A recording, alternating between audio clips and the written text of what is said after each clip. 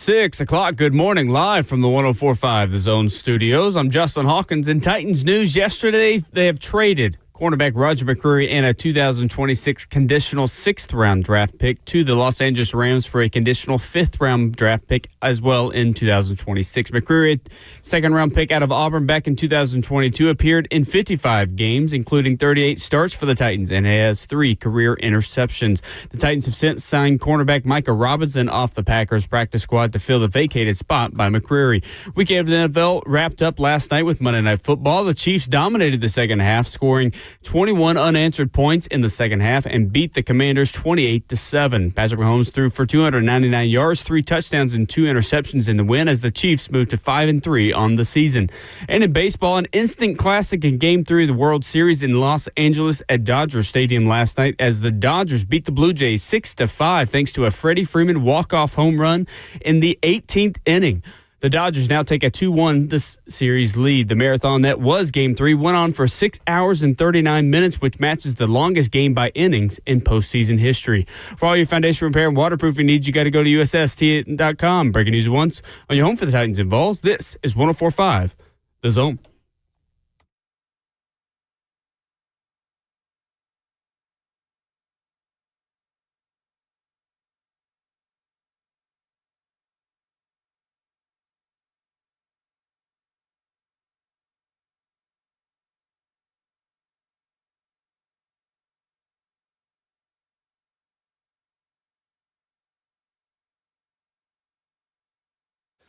Welcome into Ramon and Will, fueled by Scooters Coffee on 104.5 The Zone, and happy Tuesday. Got a big show coming up for you this morning. The Titans traded Roger McCreary. We've got reaction. We have got your phone calls at 615-737-1045. We've got reasonable takes on this. We'll talk about it quite a bit this morning, and the next Titans who could be dealt. The Titans are telling you a lot of answers on questions we have about the future of the organization by some of the decisions they're making now. We'll dive into what that exactly means this morning. Tennessee Athletic Director Danny White joins the show at 8 a.m. VolQuest's Austin Price at 8:20. We've got NFL Week 8 takeaways. We've got Mike McCoy regretting things from Titans and Colts. We've got your reactions in the Evident Big Chat. Facebook Live, YouTube, Twitter, or Twitch. Justin Hawkins at the controls. Vol Network analyst Ramon Foster. Myself, Will Bowling, on this Tuesday, October the 28th. Good morning, Mr. Foster. How are you? I'm good, man. Happy Tuesday to you. I actually feel rested. Last night, got a good bit of sleep. I went to, after Patrick Mahomes, I saw that he was doing his thing again. He threw, I think, one more touchdown and one more deep pass. And I said to my wife and RJ, who was still up, I was just like, yeah, he's back doing that thing that he does again. You saw the script and needed to see more. I did not. Seen that movie before. Seriously, I looked at the script. You know, the NFL sends us a script every year of how the season's for sure. It's nice to have mine for the first time this year. I couldn't even get. You got yours. Yeah, I did. Finally. Okay, man. So did you? I think it was page 77. Is where the Chiefs Monday night game was. Is that where you picked up at it last night? I believe mine has a few less blocking assignments, I was on page 54. That's where it was. It was all the checks I had gotten. That's exactly right. Yes, absolutely. So on that page 77, it was Patrick Mahomes opens up the game and crushes everybody. And, it was exactly the way everybody's been talking about him and the Kansas City Chiefs and how the beginning portions of the season meant nothing. I seriously was watching him, and I'm thinking to myself, see, he's the problem. Patrick, that is. I kept saying to him, Patrick is the problem because you watch him play football and it looks easy. I say to myself every single time, how is Travis Kelce that wide open? Every time he catches the football. Yeah, and some clean pockets for Mahomes to throw from as well that allow Kelce, who's in a blocking assignment, to then just release into wide open space. It's insane. Yes. We're talking prime Dixie Chicks. He just drifted over to the right. And I'm just thinking to myself, he's right there. That's Travis. Nobody's watching him. But then it was that one and the one where he was under pressure up the middle, and he ran into the line of scrimmage, and he threw in a way that was off his odd foot, it seemed, and torqued his body and just dropped a dot. Torqued his body? Wow. Yes, he did. Kind of, in a way, honestly. Yes, he did. Listen. I know you're saying torqued, but twerked also kind of applies sometimes with the way Mahomes throws the football. Listen, now, what I'm telling you is this is the way my script read out from the NFL. And for those, obviously, who don't understand the joke, we are very much joking. Yeah, and, we are joking. What was it, last year, 2 years ago? I think it's about 2, 3. It's almost 3 years ago, I think that came out. A couple years ago, Arian Foster, former Vol, now Barstool Sports host, made a joke about how the NFL scripts everything, and some people took it way too seriously. They really took it very serious. Yeah, that's right. It's They just even make sports. commercials for it. They Yes, did. Very much did, man. So the big Titans news yesterday that we will talk a lot about this morning, that we'll start with this morning. Rams acquire Roger McCreary from the Titans with a draft pick swap. The Titans will receive a 2026 conditional fifth. The Rams will receive a 2026 sixth-round pick along with McCreary. Now, the caveat to this, and where I think this gets a little bit better for the Titans, is the Titans have 4 sixth-round picks. They are sending the lowest of their sixth-round picks for the Rams' highest fifth-round pick, which is their own fifth-round pick, is what it's going to be. Yeah. So the Titans will get their own fifth-round pick back that they sent to L.A. in the Ernest Jones trade last year, which, Ramon, as of today, would be the second pick of the fifth round. What was your initial reaction seeing this move yesterday? I guess it was twofold. I was shocked, but not really shocked at the same time. We talked to Jeremy Fowler last week, and he said Roger McCreary was a part of this conversation. Roger just had a sack this past game. He's already played against the Rams this year also. And I guess my part of it was, the shocking part was, dang. I guess it is real, is what I said in my mind, as far as like the reset, the rebuild, the accumulation of draft picks. Like, if this doesn't signify to anybody watching this that the rebuild is being started right now. We're not talking draft season, but we're looking at the accumulation of in-house talent when it comes down to what Mike Bergonzi wants to do with this squad, and it's getting as many picks as he possibly can. I know some people want some second and third rounders. I don't think those are getting traded for this year. I think the best leverage you're going to have, it sucks to say this, and I'm not sure if we're ready to have this conversation. Best leverage you're going to have is trying to be picking number 1 or number 2 again. Like, to rebuild through the draft is quite possibly the best way to do it. I saw yesterday, I think it was Easton Freeze that sent out a tweet showing the John Robinson draft class and all the guys that weren't here in Tennessee or on active rosters. Yep. If you have that accumulation of players, even half of it on this current roster right now, you probably have a better outfit of a team. Maybe John Robinson is still here. Who knows? What I'm getting at is this. This is the actual rebuild right in front of our face. Don't be shocked by anything else I'd say moving forward. We'll talk a little bit more about it, but I was shocked, but then I was just like, yeah, I kind of get it. I think it makes a lot of sense. I was not surprised at all to see the trade. A little surprised by the value, but the more I dug into it and understood the point values and the overall value of each pick, I think it actually makes a ton of sense, to be quite honest with you. A couple of things. First of all, I mentioned right at the top of the show, the Titans are telling you what they value in each position if you'll listen to them. And now twice the Titans have traded more undersized, slower top-end speed corners and have immediately gone and acquired longer, faster corners. The Titans signed Micah Robinson off the Green Bay Packers practice squad yesterday. He is a guy that's essentially getting a tryout to be a starter for the Tennessee Titans starting right now. Starting from the second his feet hit the turf at Ascension St. Thomas Sports Park. He ran a 4.42 40 and is a 7th-round pick out of Tulane. He is more of a top-end speed guy who can make up ground when he gets beat. Roger McCreary is a lot of things. He was not a long corner, and he was not a very fast corner. Short arms, all that type of stuff. Right. There is a changing type there at that position that the Titans are going to look for differently. So that's where I begin with this. Secondly, Roger McCreary was very likely not going to be signed by the Tennessee Titans in the 2026 offseason. Finding a nickel corner is something that you can do with day 2 and or 3 draft capital. You get that back. And again, now you get the opportunity to go watch Marcus Harris. And you get the opportunity to see guys who are already on the roster to see if they can do the job. Sam Womack, you already acquired via waivers from the Indianapolis Colts is someone else who is going to get an opportunity. I think the third thing you're going to see, and this is where I really think this team for 2025 is making a stylistic change kind of on the fly. You're seeing so many 3 safety looks that there is less of a need for a nickel corner to begin with. Yeah. So why pay a premium for a nickel corner when you've got Quandre Diggs, Amani Hooker, and Kevin Winston Jr. that you want to see play out there more? Obviously, Xavier Woods has the hamstring injury. Maybe we don't see him as much in the short term. Maybe he's someone that is still back and is a part of this thing if and when he gets healthy from the hamstring injury again. But I think the Titans wanting to get a little bit bigger, which also solves some of their run defense issues and play more 3 safety looks versus feeling like they have to put McCreary out there because he's one of their better defensive players. Well, let's go ahead and get some value for him, knowing that we've got a plan B. We've got a little bit of depth in the defensive secondary.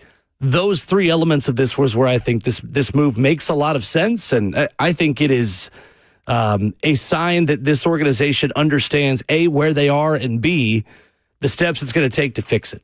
Yeah. I thought it was a fine move. Only thing I question about that move is how on board is Denard Wilson about it. Right? Like, he still has a job and a reputation to uphold as a defensive coordinator. You lose 2 guys this year that were playmakers for you, I guess. Not really Jarvis Brownlee, because he only played 1 or 2 games before getting shipped off. But he played here. And you see, I guess, what he's able to do in New York. But then you also look at Roger McCreary, and he was a spot player often. And I actually thought he would move outside with the injuries that they had and, LeJarry Sneed being down, et cetera. It just puts him in a tough situation when it comes down to him doing his job if those guys don't show up, or the fact that those guys that you just mentioned, aren't fully ready to go. But here's the other part of this business that I think the dark part of it is happening right in our face. Dark part of it is happening right in our face is Chad and Mike Berganzi, Chad Bringer and Mike Berganzi can make these moves because I don't think any of this staff is going to be here next year. That's the point. And that is the harsh reality of this, is that when the head coach gets fired, it's very unlikely that the majority of this coaching staff returns. It's that part. And they've got to stomach it in the meantime. It's not fair to them. They partly put the Titans in this position, but you're right, 100%. Not totally fair to them, so they've got to go be good soldiers at this point. And that's a difficult thing to do in this league. It is, and the I guess the acronym or that people use for the NFL, not for long. Like, it is that part of it. Like, either you show what you are and who you're made of, or they'll find somebody else. That's essentially just how it goes in this sport. That's the only part of it to me where I'm just like, well, dang. Well, what about at this point too? The other decision that's got to be made when Jeff comes back. The support of rush and coverage working together. Like, that's asking a lot of him, but that is the other part of this too. You're under contract, right? But I do think of guys who are superstars in this league, their well-being and just how you surround them with good players. And I know the plan is to do that over the course of the next few drafts and build this thing up for him. But in the present moment, this is a long 18 weeks, man, including the bye, for guys that got to go out and be a step above everybody else and potentially just be a young team. That's the other portion of it, because I wonder what the strategy will be going into free agency. Andrew on YouTube says, Titans logic, trade starting corner for 5th-round picks to then go and try and develop similar 5th-round picks. There's a key difference within that, though. You were going to have to pay Roger McCreary $10 to $12 million a year to play at that level. So if you can go get that level of play with a 5th-round draft pick for 20%, 30% of that price, you absolutely do that. Absolutely do that. Plus, there's no guarantee they're going to use a 5th-round pick on a corner. Like, you can find nickel corners. You can find inside corners. City specialty. It is. So, Mike Berganzi and Chad Brinker have what I believe is a really good draft class in place that they drafted in 2025. The way that you build this team with young, moldable talent that is drafted to your type and to your profiles that you want at each position, that's cheap, again, the big C word within all of this, is by getting more draft capital. And we're going to go through some of the point value and some of the reasons why this pick swap maybe has more value than you think it does on paper. But I think this made a lot of sense. You can't blame Mike Berganzi and Chad Brinker for the position that they were put in. Right. Like Yeah. we've got to separate two things at once. We've got to separate the moves that they make and the play in the present on the field, because there's really a very little amount of control that they have over the product on that field right now, based on the fact that, again, to the point you made from Easton Freeze, Chig Okonkwo is the only remaining Titan out of 23 draft picks from 2020 to 2022. 23 draft picks. That is a very hard way to live in the National Football League. We got a question from Jay. He asked a question I think we'll probably have to answer it after the break, but it said, what happened to draft, develop, and retain, though? This group didn't draft these players. So, yeah, that's where, Jay, that's the answer. That's It's just like, I guess, Will likes a different card than I do. Like, there are certain things we all do differently. And when you have a separation, if we can just go back to John Robinson's part of it, right? J. Rob as a GM is totally different from Mike Berganzi and Chad Brinker. And in that, these players' philosophies or these players' types that they drafted are totally different. You see the way Kansas City's defense is looking, right? If we're going to use Mike Berganzi as the guy that's picking these players and having them be a part of the Titans organization, and it's just simply put, he probably has been given the time to say, go get your guys and we're going to rebuild this thing the right way. Here's what I will say.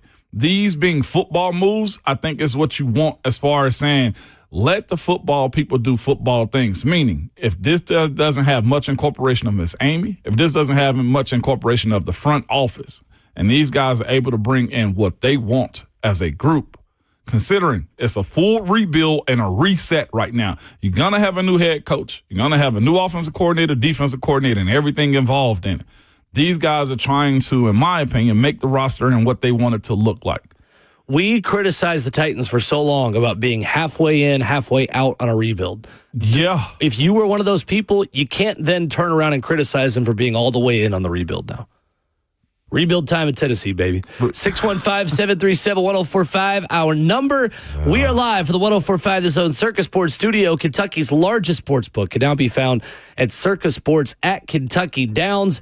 SEC Week 9 recap. We got takeaways from OU, Ole Miss, Bama, South Carolina, A&M, LSU next.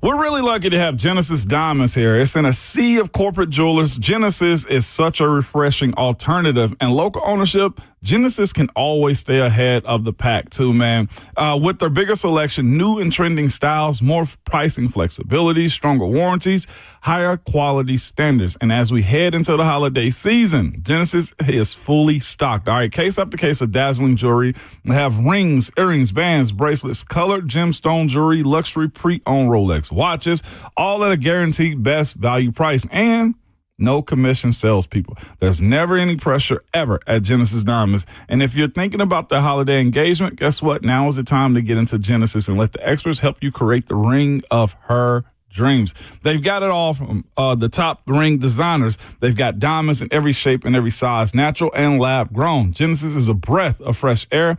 Locally owned but internationally connected. They have the buying power to guarantee the best value while never sacrificing on good old-fashioned customer care. You will never be treated like a number at Genesis. Genesis Diamonds, my jeweler. They're located in Green Hills and Cool Springs.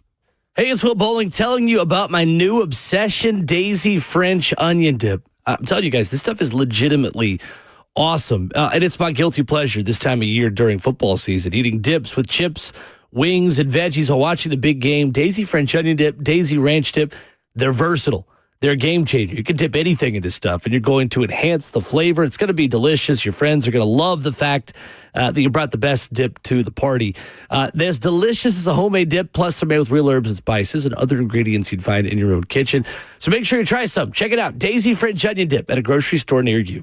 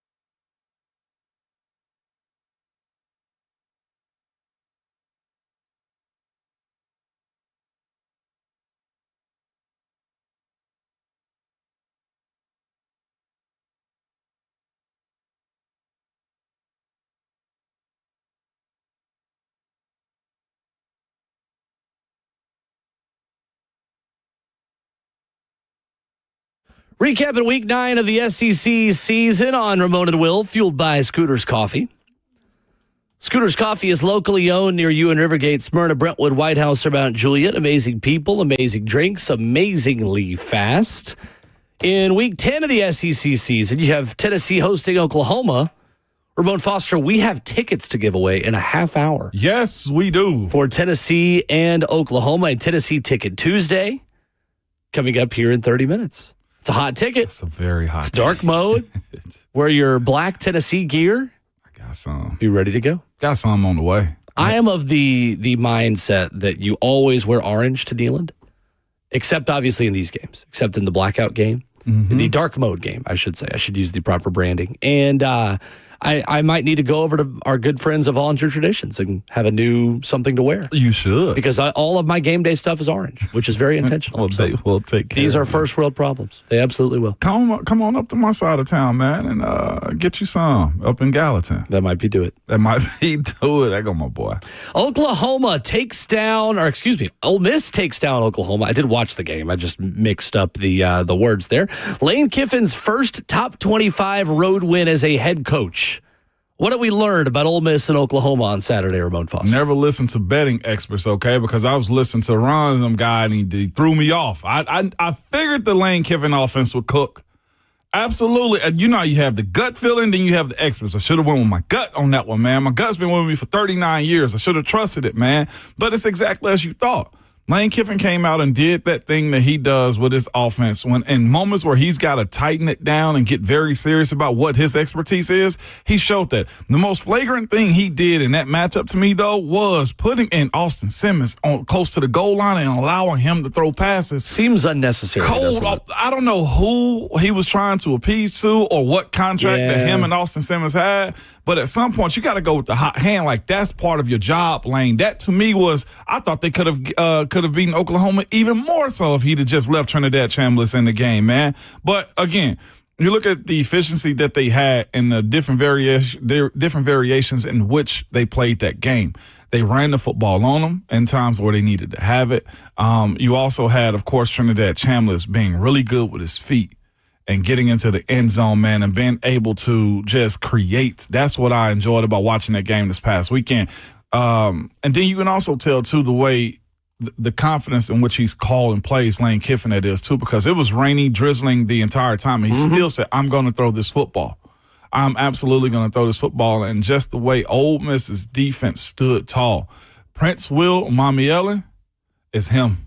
The Umamiele family has produced some pretty good defensive players the past couple of years. Hey, he is not to be messed with. Do you hear me? 1.5 sacks on the day, but he just looks the part also. It was fascinating watching Lane be supported by his defense, man, against a team and the Sooners who are known for it. I felt like for the most part of that game, Oklahoma couldn't do anything. They made John Mateer had a decent game. No, he didn't. John Mateer wasn't great. He wasn't great.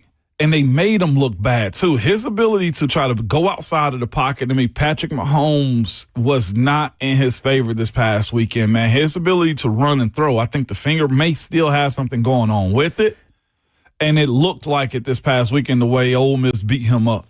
Yeah, the Oklahoma offense that was expected to be dynamic and fun and enough for this team to contend in 2025 just is not going to hit that ceiling this year with John Mateer's throwing hand situation. That is a big concern for them. We'll see how healthy he is when he comes to Knoxville this weekend. We'll see how much the Tennessee defense can be kind of a get-right game for him. But in the last 3 weeks, John Mateer ranked 72nd in QBR, 56.4. That is a 20-point drop from his first 4 games of the season. In those, Oklahoma has now lost 2 of 3. Their one win at a bad South Carolina team. Ben Arbuckle is a great young offensive mind. John Mateer is a very talented quarterback. Isaiah Satania, we'll talk a lot about this week, is a premier number 1 wide receiver in this conference. But the offensive line issues, coupled with the fact that they don't have much of a running back run game, they rely too much on John Mateer's legs being the majority of their run game. And then you just had the injury part of it for Mateer. I don't think we're going to see the best of John Mateer again in an Oklahoma jersey. It just doesn't really feel like that's going to doesn't. happen this year. And they still have an incredible final couple games of the season that we can go through in a minute. But I just think with Oklahoma, how can Brent Venables play damage control now and adjust what he thought this team was going to be? Because now you're seeing vulnerabilities pop up in their secondary and on their defense because more is being asked of their defense to pick up an offense that is not nearly as dynamic as it was to start the season. No, it's not. Like I said, I think with the injury to the finger, he somewhat exposed himself in a way that he can't go back. Like you can't, in my opinion, sit John Material even more so and play his backup because you've lost all that development time with him, and the season's getting tighter. The opponents are a little bit rougher too. And the one calling card I will give it to him is that defensive front can be good. They make splash Very plays. good. No doubt. They make splash plays, and they create a lot of chaos at times. But to your point about them breaking down or the way Lane Kiffin and his offense was able to pace them and tire them out, I thought that was the most unique play that Lane had this weekend was he didn't allow them to sub as much as they wanted to, and they just kept taking shots down the field, too, with Trinidad Chambliss. His ability to be to be very direct and when he's going to run the football, I thought was unique. He had them scrambling, and, of course, the wet game of it, too, played a part. But Isaiah Santanga, you're going to have to watch him this weekend. His breakaway speed, his track speed. They showed his mom, I think, in the stands this weekend, and she was a track star. Dad was, too, if I'm not mistaken. Right. It was one or the other, but he has breakaway, get away from your speed, and that's something you're going to have to box in because there was nothing Ole Miss could do with him when he hit the sideline early in that first half. Credit to Lane Kiffin, credit to Ole Miss for doing enough to win that one. The other thing I think that we will have to monitor with Oklahoma going against this Tennessee defense, we'll talk more about this tomorrow. Oklahoma has turned the football over 10 times this year. That ranks 73rd in college football, actually tied with Tennessee. Tennessee's just created a lot more turnovers. Oklahoma, 10 giveaways this season. When you look at the amount of turnovers that they have created, which this is incredible considering the amount of sacks that they have and how good their defensive front is, Oklahoma this season has only created 4 takeaways. That's like a half for the Tennessee defense at times this year. Oklahoma's -6 in turnover differential, 130th in takeaways. To be that good up front and sack the quarterback at the highest level of the SEC, but only have 4 takeaways is kind of weird. So we'll talk more about that tomorrow. But I feel like you learn a lot about both those teams through that game. You learn a lot about LSU and learned that they had enough reason to fire Brian Kelly. But Ramon Foster, after a win under the lights in Death Valley, is Texas A&M the best team in the SEC? Yeah, they are. And there's no doubt about it. Defensively, they're making stops that other teams just pass by. They're beating good teams. And then they're also getting takeaways and supporting their offense, too. Well, they are I'm not sure how they compare to Ohio State just yet. Because what is Ohio State at this point except for just good and very talented? But they are probably, in my opinion, the number 2 ranked team in the country. And I think that's where they should be held right now. Wow. Yeah. The quarterback seems to be figuring out as much as he possibly can on the ground and through the air. They got a running game. They check every single box. They are what Texas I thought was going to be this year. And that's with a young quarterback right now, Marcel Reese. Like that's the point. Reed. Yeah. That team is well coached. They are defensive as hell. And they're very opportunistic on offense. I don't know if there's anybody playing better than them right now and with the intensity of every single play. I mean, maybe Indiana probably playing better than them because they're also bludgeoning teams. But to your point, Bill Connolly had a piece about this at ESPN.com yesterday. It feels like there are 4 teams that have broken away as the strongest national championship contenders. Yeah. Ohio State and Indiana, Texas A&M and Alabama. It's those 4 teams that have kind of started to separate themselves a little bit just in terms of the overall consistency. A&M, you're right, does not really have a weakness. No. They're not incredible at one thing, but they're also not really bad at anything. 17th in points per game on offense. They've allowed 23.6 points per game defensively. A little bit of that is inflated with a 40-point performance at Notre Dame, which that one, and at Arkansas, where they win 45-42. They've been susceptible to give up some points this season, and they're 3.8 yards per carry allowed, 44th in the country. But again, like passing yards per game, 35th, rushing yards per game, 20th. Defensively, same thing. Passing yards per game, 35th, rushing yards per game, 27th in the country. That'll get the job done. You can win in the 40s. You can also win in the teens. I mean, they beat Auburn 16-10 this year. They beat Notre Dame 41-40. The ability to win different types of football games, to me, is the number one indicator of a team that, with that level of talent, can compete and win a national championship. I mean, think about where they've played at, too. You mentioned it. At Notre Dame, they won that one. You go to Death Valley, and everybody says what? Well, it doesn't matter if it's not at nighttime. Wrong. I mean, legitimately, they went in there and absolutely made them bench Garrett Nussmeier. They got the coach fired. Like, they are the cream of the crop right now when it comes down to how SEC ball is being played. I know Alabama is right behind them, and my personal opinion with what Ty Simpson is doing, like that to me, he is their joker for sure. But just the entire team of what Texas A&M is, and Mike Elko as a coach, like it's kind of fun watching them. To your point, they can just punch you in the mouth, or they can just run up the score. 35 unanswered for A&M and Baton Rouge, and you just look at the different playmakers that they have. They're kind of big three of top two wide receiver options with Marcel Reed, the quarterback, who can beat you with his legs or his arm on any given day. They've got an explosive passing game. They are also, Ramon, what LSU was supposed to be. That's true, too. And what Penn State was supposed to be, with two big portal additions at wide receiver. We talked so much about Trevor Pena and the additions at Penn State. Hey, they brought in elite receivers for once. Hey, Clemson, they're bringing back Antonio Williams. They're bringing back all these guys, Bryant Wesco. They're bringing back these legit receivers. Hey, LSU, they've got Nick Anderson. They've got Barryon Brown. This offense can be fun to watch. All while Colin Klein, Mike Elko, and Texas A&M actually was doing that just in the dark. With Casey Concepcion from NC State and Mario Craver from Mississippi State, they have got two dudes that you've got to account for. You've got to have two legitimate corners to take away those two guys. And even if you do, Marcel Reed can beat you with his legs. That's what I was just going to say. And then you got Marcel Reed. They are really, really difficult to stop. The Maroon Goons are the best versions of themselves again on the offensive line. You make a great point. They are what Texas was supposed to be. Yes, they are. That's the perfect way to put it. It's perfect way to put it. And to your point about Marcel Reed, like, he's just fun to watch. He's got a style of playing behind that offensive line that is super unique, man. And here's the best thing that he does, too. He keeps the integrity of the pocket, too. Everybody knows he's a threat to run it, but he would hold the ball until his talented wide receivers get open, and more times than not, they do. It's fun watching them play the way they are right now. And also, Elko coming from Duke to be this right now. You called it 2 years ago. He's like, no, that's a job that he's going to crush. You absolutely called that one. I was looking at you sideways, like, from Duke? And yeah, here we are. Duke. Quoting a Swiper Boy song that probably 5 of you just got the reference of. No, I mean, I think Mike Elko, being someone who was there from 2018 to 2021, having that experience at Duke, which is, in my opinion, Ramon, one of the most difficult Power 4 jobs to be successful at.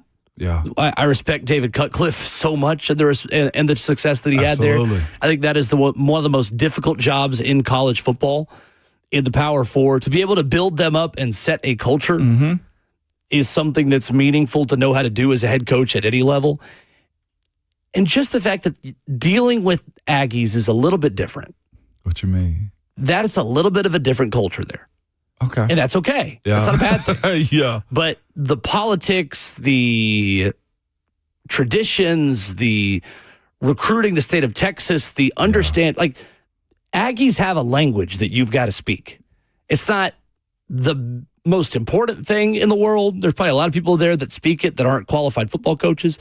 But I do think having time there and understanding how to get those people and those boosters to buy in and to invest all of their oil and Beaver Nuggets, Bucky's money, is something that's important. And he's been able to do that. You know what's even crazier, too? I think this offseason we talked a good bit about their running game and how Le'Veon Moss was going to set them on fire, and it hadn't even been primarily him. He's got the most touchdowns, but it's been Reuben Owens, a sophomore, who's coming up right now with Marcel Reed. Like, they're stacked to continue this on for a little while. That's right. That's absolutely right. 615-737-1045. Jack says Elko played at A&M. Elko played at Penn, actually. He is from South Brunswick, New Jersey. He played at University of Pennsylvania. So he Nerd alert. played in Franklin Field, where I do the Penn relays every year on television.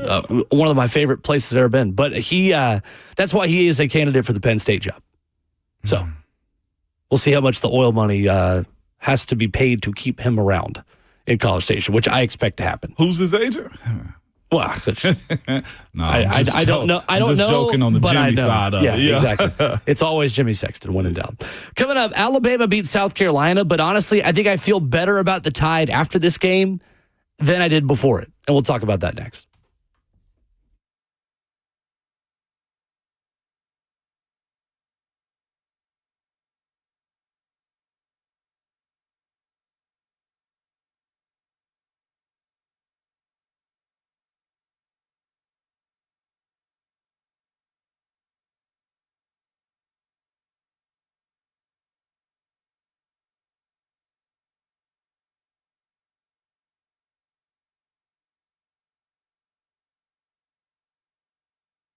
It's Ramon and Will here for Window Nation. October, we're almost at the end of it, so by now you're probably worried about the dark nights, but I'm here to tell you, you need to be worried about the chilly air seeping into your home. That's if you got old, stuck, or cracked windows. You can eliminate annoying drafts once and for all with their top quality replacement windows that they have from Window Nation. Window Nation has some of the best replacement windows out there. Their crews really good at their jobs, man. It's what they do. They finish the job in 1 day or less so you can get back to your daily routines with minimum interruptions, Will. Intermo, this month, when you buy 2 windows, you'll get 2 for free. There's no limit to how many windows you replace, and your total price includes 1 day installation. You got to go to windownation.com. Make no payments for 2 years. No monthly payments, no down payment, and no interest until 2027, which is a big deal with the holidays coming up. Schedule a fast free estimate now with the pros at Window Nation. 866-90NATION, the number, or head online to windownation.com.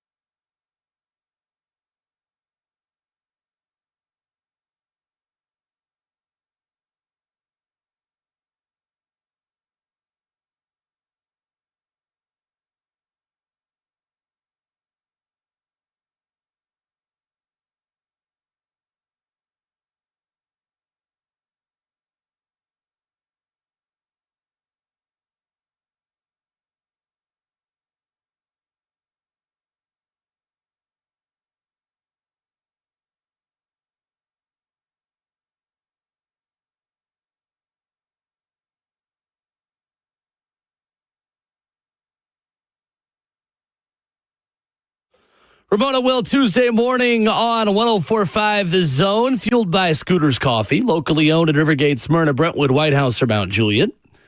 Coming up in 15 minutes, your chance to head to Knoxville this weekend to see Tennessee versus Oklahoma. We got a pair of tickets coming up for you at 7 a.m. Lock in. Get those dialing fingers ready. Alabama outlasted, I should say, South Carolina over the weekend, Ramon, and I kind of feel better about him because of it. This is just a thing that Kalen DeBoer teams do, and he did it at Washington all the way to the national championship game in 2023. Kalen DeBoer teams are really good at winning one-score games. They play to the level of their opponents routinely. They did on Saturday against South Carolina, honestly, without a really pretty lucky pick six early in this game. Right. Maybe they don't win it, but how lucky is it when Alabama consistently makes plays like that to find a way? This team showed its ability to find a way when it brought its C-plus effort. Ty Simpson was not good in the first half of this game and flipped a switch. Ramon, that's something Alabama couldn't do last year. When they didn't have it on any given day, they would just go and lay an egg on the road, and they would lose. Yeah. This year, maybe this team has some kind of difference in them that allows them to flip a switch and take a D- or D+, I should say, probably first half, and turn it into at least a B+ or an A to go win the football game. It was. And here's the thing. You had to do it in different ways, too. Ty Simpson's touchdown, one of them was to a tight end, Cuevas. Like, think about where he had to go to get this done for his squad. But I also look at him and say this as far as their team, like Alabama. Good teams find ways to squeeze out these type of wins. Like you said, South Carolina played lights out. The offensive line, absolutely, I thought, bullied the Alabama defensive line. They moved the line of scrimmage way more than they ever have for a team that's just recently fired the offensive line coach too. Lenora Sellers, I thought, was as good as you can get him. But here's the thing about him. That defense that South Carolina presented to Alabama this past weekend is probably a teaser for what was going to be left the rest of the season for them. I don't know if they'll see a better defense that's going to play them the way they did in that setting, and they answered the call. This is for the people that want to know how you meet like yourself in like national championship games. It's the recruits that they have making plays when you got to absolutely have them. The interceptions, timely. Gotta have them. The sacks on Lenora Seller, had to have them, and you did get them. The flow of that game was to a team that had been there before, and Alabama has been there numerous times. They saw it against Vanderbilt. They saw it against us early on when you had to try to attack them. But here's the thing. Missouri, too. Missouri, yes. They capitalize on your weaknesses. At some point, you're going to fold. And that, to me, more than anything, you mentioned Kalen DeBoer's style.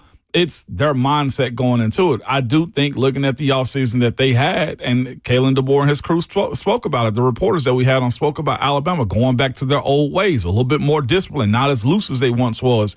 This is the results of it right now, especially. We knew they had the talent. They're going to be pushed. They're supposed to be pushed. I mean, Shane Beamer's potentially playing for his legacy at South Carolina to stay. You know what I'm saying? Like, that's a part of it, too, and they got their best shot. The game was good. It was really good. I enjoyed every single minute of it because I thought for a second Alabama would lose, and they didn't. And South Carolina did that same thing they continually do, turn the football over, just couldn't get it when you got to have it moments. I think Ty Simpson is your Heisman Trophy frontrunner entering the month of November, honestly. Either him or Fernando Mendoza. I think have got to be the top two within that race. I've seen a lot of Mendoza. I just haven't because it's Big Ten ball. Pretty dang good. Is he solid? Pretty dang good. Number one quarterback? In the draft right now? Yeah, probably. Okay. All right. Yeah. Which, again, incredible how we do this and we build up a quarterback class every offseason. And then it, turns out that Fernando Mendoza is the top quarterback. And it's going to be a lot of talking ourselves into guys like Cade Klubnik and Garrett Nussmeier. I refuse. Lenora Sellers and Drew Aller, who's coming off the injury now. And all these guys, it's just a lot of fifth-round picks at quarterback again this year. I do think with Alabama, their X factor this season is just going to always be Jeremy Bernard. And his ability to be the secondary option behind Ryan Williams when Ryan Williams has an off day or when Jam Miller can't get going, when the tight ends aren't as big a part of this thing. Jeremy Bernard is the spoon that's going to stir the drink at Alabama this year. because he is so consistent. He is explosive. He's dynamic with the ball in his hands. He's the one, obviously, with the touchdown that ultimately wins this game, 29-22. His emergence has been critical for that team this year. Him and Isaiah Horton, I think, are the X factors, because you know what you're getting from Ryan Williams. I know in this game he struggled with some drops. He wasn't super consistent, but overall, you still know that Ryan Williams is attracting a number one corner. And Jeremy Bernard's ability to test your depth as a defense anytime you lace them up and play against Alabama makes them so difficult to stop. I must say, too, the quarterback that I trust the most, though, if we're talking about championship games and outfits and defenses, is Ty, though. His ability to have the football in a position where he's controlling it, is ready to just go at any point in time. He can release it at any point in time. And his mobility of being able to throw outside of the pocket, too, is where I thought he broke down South Carolina in this game, too. His eyes are good. He's accurate, too, he's downfield. Accurate downfield, man. And he's just allowing his dudes to just find avenues for him. And, again, when you're that good and that talented, this has to show up. And Kalen DeBoer did a good job of adjusting this year. Coming up, Titans interim head coach Mike McCoy speaks to the media and gives credit to young players stepping up. What is the Titans' vision for success in the interim? We know draft, develop, retain. We think we know some of the profiles of players the Titans want to have success long term. What about this year? What's the vision for having success in 2025? We'll talk about that, plus your chance to win Tennessee-Oklahoma tickets next.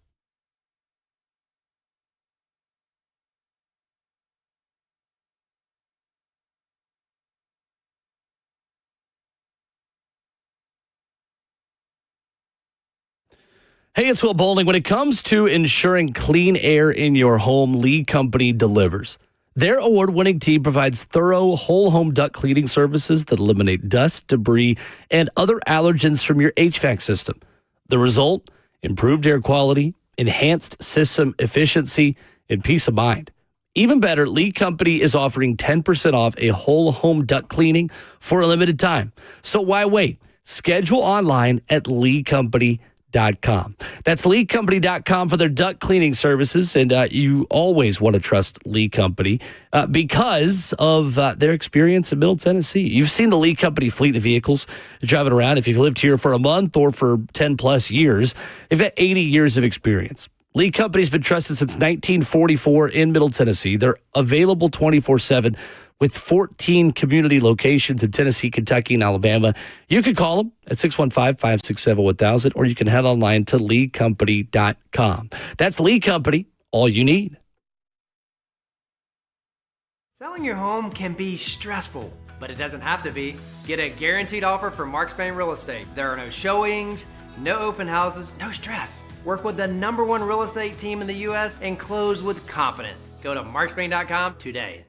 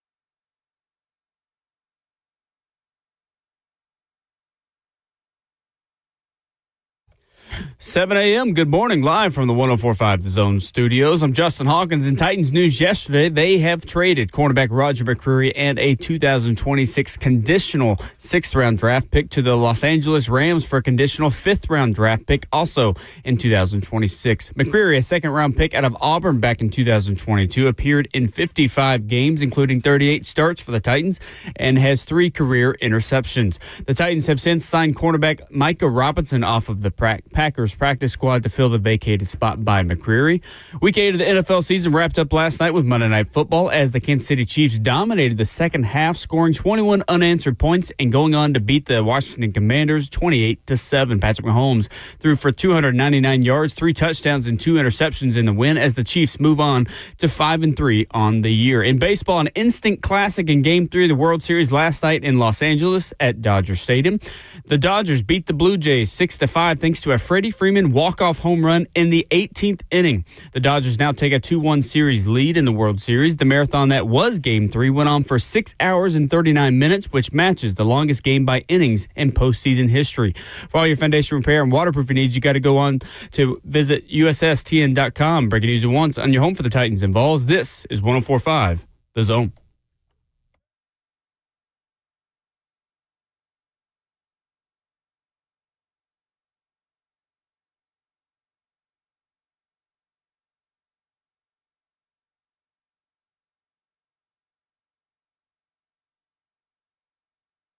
Away we go into hour number 2 of your Tuesday morning. Ramona Will, fueled by Scooters Coffee on a 104.5 The Zone. Scooters Coffee, locally owned in Rivergate, Smyrna, Brentwood, White House, or Mount Juliet. Amazing people, amazing drinks, amazingly fast. With 11-year NFL veteran involved for life, Ramon Foster, Justin Hawkins, our producer. I'm Will Bowling. Shall we give away some Tennessee-Oklahoma tickets? If you don't do that, somebody might show up outside. Well, we got to do it. Tennessee Ticket Tuesday on 104.5 The Zone. Be caller number 5 to win tickets. 2 tickets to see Tennessee host Oklahoma at Neyland Stadium. Plus, how about this, Ramon? A $50 gift card from Volunteer Traditions. 615-737-1045. The number, caller number 5 wins 2 tickets to see Tennessee, Oklahoma in dark mode and a $50 gift card from Volunteer Traditions, which will allow you to maybe get some dark mode gear for Tennessee and Oklahoma. Absolutely. Best of luck. All right. There you go. I see. Are you dialing since you heard there was a Volunteer Traditions gift card? No, seriously. I'm up for grabs? I thought about that. And just in general, these are some hot tickets right now when you do a theme game like this at nighttime at Neyland. And here's the other part about it. You'll be able to leave and stop back on the way back home at a Club Knoxville, as I like to call it from time to time. Club Knoxville? Buc-ee's. Yes. That's absolutely right. They may be seeing me in my caravan as we come back, so I'm back here for Titans and Chargers. You rolling? Yeah, I'll be there. Oh, it's my first time going to Knoxville. Yes. Because I'll be there Friday. Okay. Who's hosting this show Friday? You've known this for a while. I've got the SEC Cross Country Championships. Oh, I'm yeah, announcing that's right. Friday. I don't even know who hosting with me Friday. Well, I guess we'll find out. We gonna find out soon. Paul, if you're listening. Bosses, if you're listening. We need someone to host the show Friday. They know, but yeah, maybe they haven't told us yet. So. Golly, the phone lines are lit up. They sure are. Maybe when the team get this good, we'll get this type of action again and not just for fall tickets, right? Well, let's talk about that team, shall we? Mike McCoy, after yesterday when the Titans traded Roger McCreary, which we will talk more about here in 15 minutes, credits young players getting better. And, Ramon, I think this is a challenging spot for the Titans in the short term because there is this idea still of, all right, do you just play all the young players? Okay, do you be more aggressive? Right. Do you play like a 1-7 team? Do you view every situation and game in a vacuum to just try to win the next play, the next drive, the next football game? What is the vision? How do you balance all of these things right now? Titans interim head coach Mike McCoy talked about that yesterday. Well, it's always about winning. You know, every game you go into, you're trying to win. And you make decisions, and like I told you guys last week, there's some sleepless nights as a coach when you make certain decisions and it doesn't work. You know, if that situation works different yesterday, you come in here and you say, "God, I probably still should be aggressive and go for that." But somehow it works out different. You know, you look at and there's always that side of it too. There's nothing in here when you put game plans together that you're saying one way or the other. They're all good. You know, you think things are gonna. You call a game as a coordinator. You're hoping things. You know, you're thinking they're supposed to work a certain way. Sometimes they don't, and you have this. That's when you look at yourself. You say, "God, I could have done that better." With the growth part of it, we're always trying to. You're always trying, regardless of young team, whatever. You're always trying to get better every week during the season. You know, I've always been a big believer, and from a young age, I was taught a long time ago, as a football team, you'll be playing your best football in December, and then into January, as the end of the year. So you're constantly trying to get better, and I think when you see a lot of our young players, both offensively and defensively, the amount they're playing now, and defensively, you're starting to see some younger guys play a little more due to injury. Is that you're seeing the plays they're making, the way Cam played. Whether it's Ellick, it's Jim, it's Gunner, the plays. You see these guys getting better, and that's. I can't say enough about the young guys that we have. They've done an outstanding job. So, Ramon, is it as simple as just go try to win the game? Is it as simple as just throw all the kids out there? Is it as simple as just do whatever it takes for Cam to get tested and have opportunities to be successful? What is the vision of how the Tennessee Titans go about being successful and trying to win football games for the rest of 2025? To be honest with you, it starts with just the players. And here's where I stand on that is you got to want to and must have that competitive edge about you. I'll just start there first, because seeing all these moves that are happening right now with the trades, the amount of losing that you have, having a rookie quarterback, having an interim coach, having your head coach be fired, and for the position group of the offensive line, your position, head position group, coach is gone too. It starts with them, because the thing that gets me about football is you can't fake it. You can't just roll the baseball out there and we'll just toss it up and see what happens. You can't just roll the basketball out there and say, all right, man, y'all go hoop. Like, it takes all 11 guys all the time to be successful in this. And if you don't, you can get your teammate to your left or to the right of you hurt. You can be exposed to your quarterback lackadaisically just throwing the football down the field too. And that's why I say it starts with them. The second part of it for me is this. It's probably better to play the younger guys because they don't know any better. A veteran can sniff bull crap a mile away. A veteran can understand, man, I'm a crash dummy to this coach. The only reason I mention it being the younger guys, and I'm talking about 4 years and younger, is those guys hadn't gotten to their second contracts just yet. And they're still playing for their futures. They're still in the position to where this means a lot to them to have accomplished this dream of playing in the NFL. Sure. So I think it's smart on the coaching staff to say, yes, this young guy emergence is big, because that's the smartest thing you can do. Right. Veterans are going to look at you like, I'm not doing this dumb stuff. You just traded away one of my teammates right now. I know how to get by. Now, that's why I said the other part of it is what is the competitive nature of the guys that you still have out there? I'm not questioning those guys, but I'll say this. I've been around guys I've seen pack it up. I've seen guys on other teams just be like, man, we just trying to make it to the end of the season. And we're only halfway through this thing. So the best case scenario for Coach McCoy is to allow these young guys to put it on tape for themselves and for this franchise. And the only reason I mention this better for the young guys is because of this.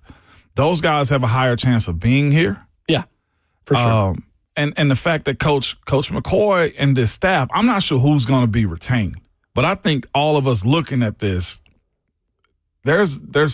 it's going to be a new outfit next year. Oh, 100%. So who am I impressing? 100%. That's the part of being coached too.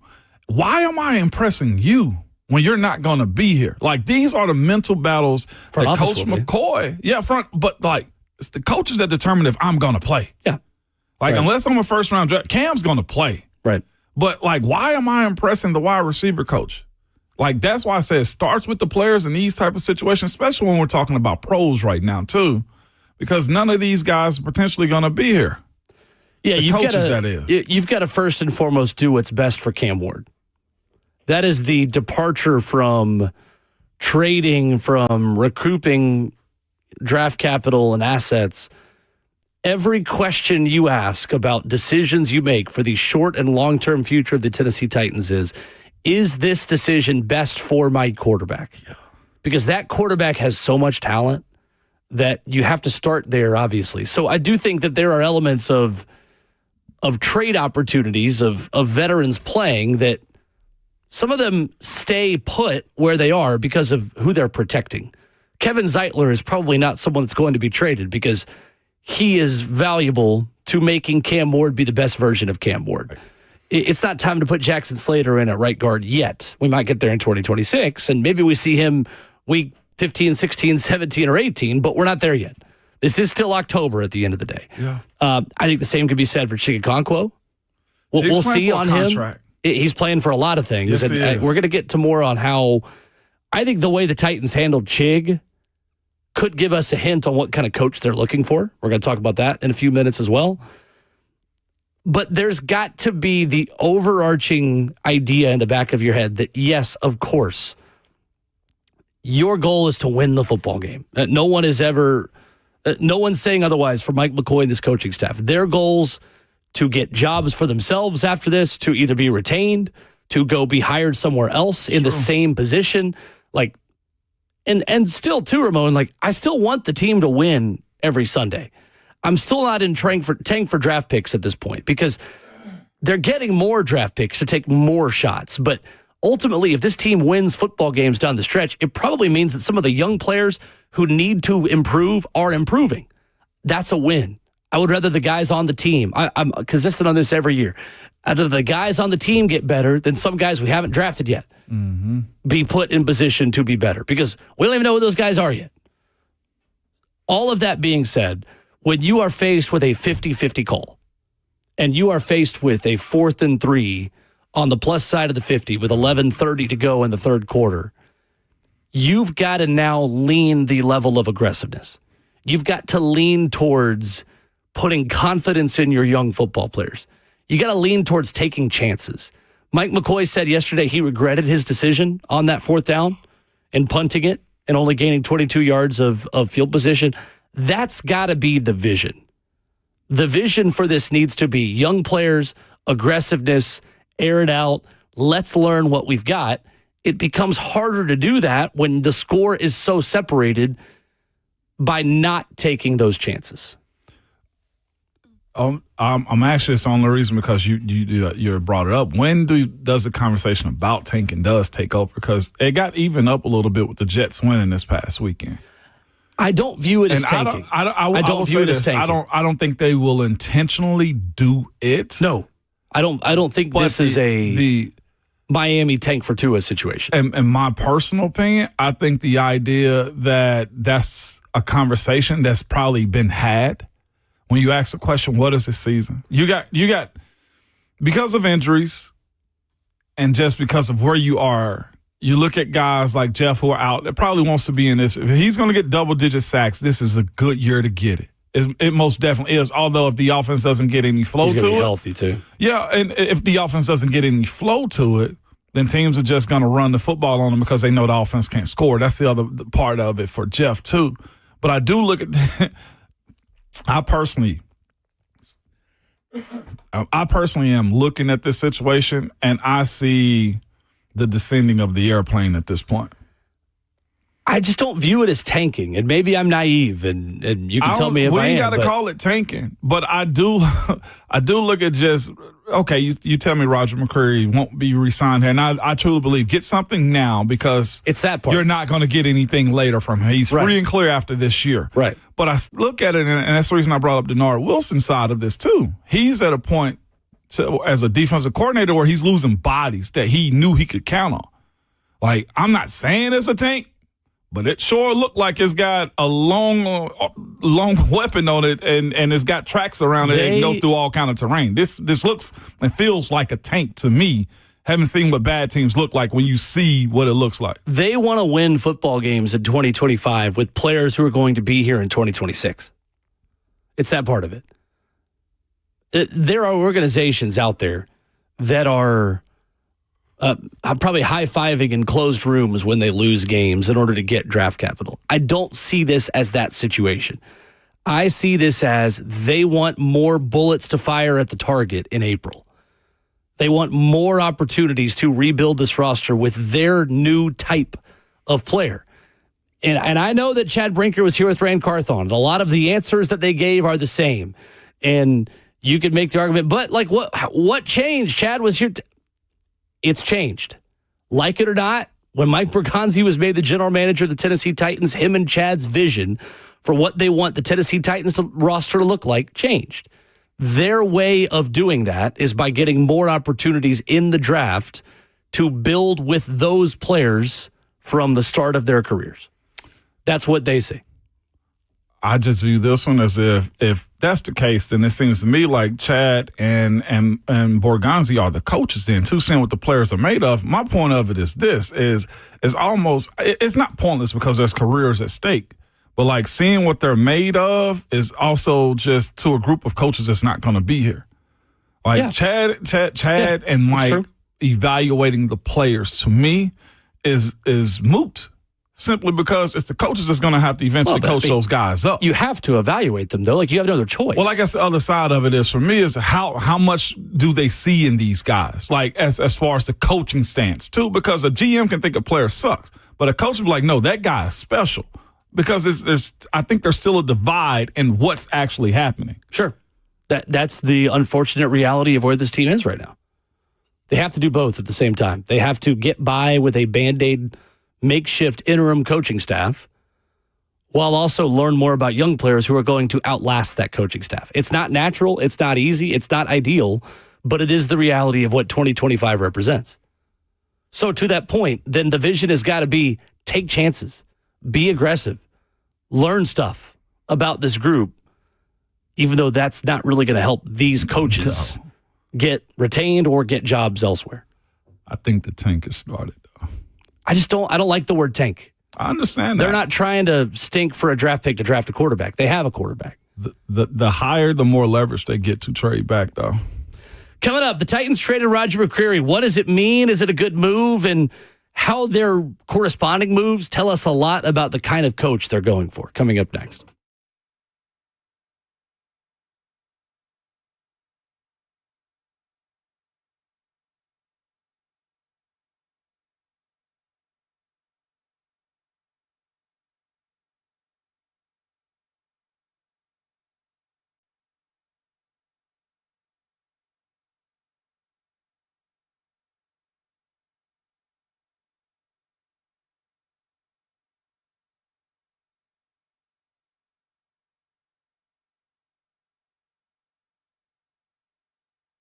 It's Ramon Foster for Hiller Plumbing, Heating, Cooling, and Electrical, man. Nobody likes dealing with issues around the house, especially when it's the plumbing, HVAC, or an electrical situation, man. Most of the time, you don't know what it will cost or if it get fixed right, or this is the part that gets you, or if somebody's trying to sell you something you don't need. But when you call Hiller, the experts are going to solve your problems quickly, man, and the price you told is the price that you'll actually pay. There are no hidden fees or surprises in your bill. When they're done, they'll show you everything about the work that they did inside of your home, and they itemize every portion of it so that you're not surprised by it, or, hey, they add something on in the end that some people just like taking advantage of. That's not Hiller at all. They've been in business for over 35 years and are family owned and operated. The techs are very professional, experienced, and trustworthy, and they're all background and drug screened too. When they're on their way, you'll receive a photo of the tech to track them in real time, so you're not wasting your time for them to come and fix your house. But again, their motto is this: happy you'll be, or the service is free. And they absolutely mean that, man. To learn more about Hiller or to book with them like I do, you can visit their website now at happyhiller.com.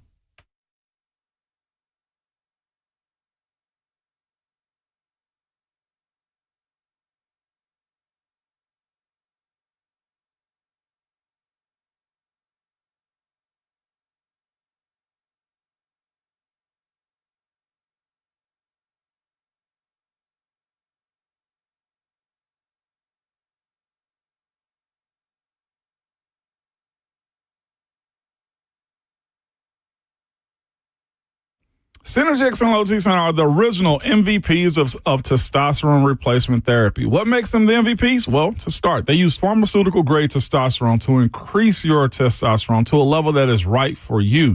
Did you also know that other clinics may compound their testosterone so you don't even know what you're getting or how effective it will be?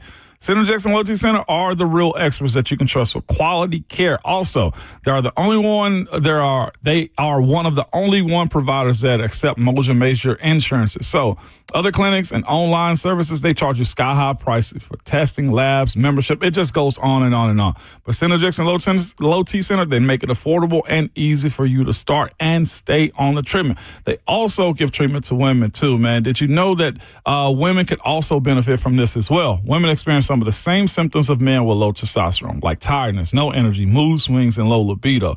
So women can go into the clinic and get tested also. Treatment includes testosterone injections or even hormonal pellets for women. They have a long history of helping women to find their hormonal balance, to bring back the balance that they're looking for. So go ahead and get to a Synergex at Low T Center today, or you can book your appointment now at trtmvp.com. That's trtmvp.com. You'll be wishing you did it sooner.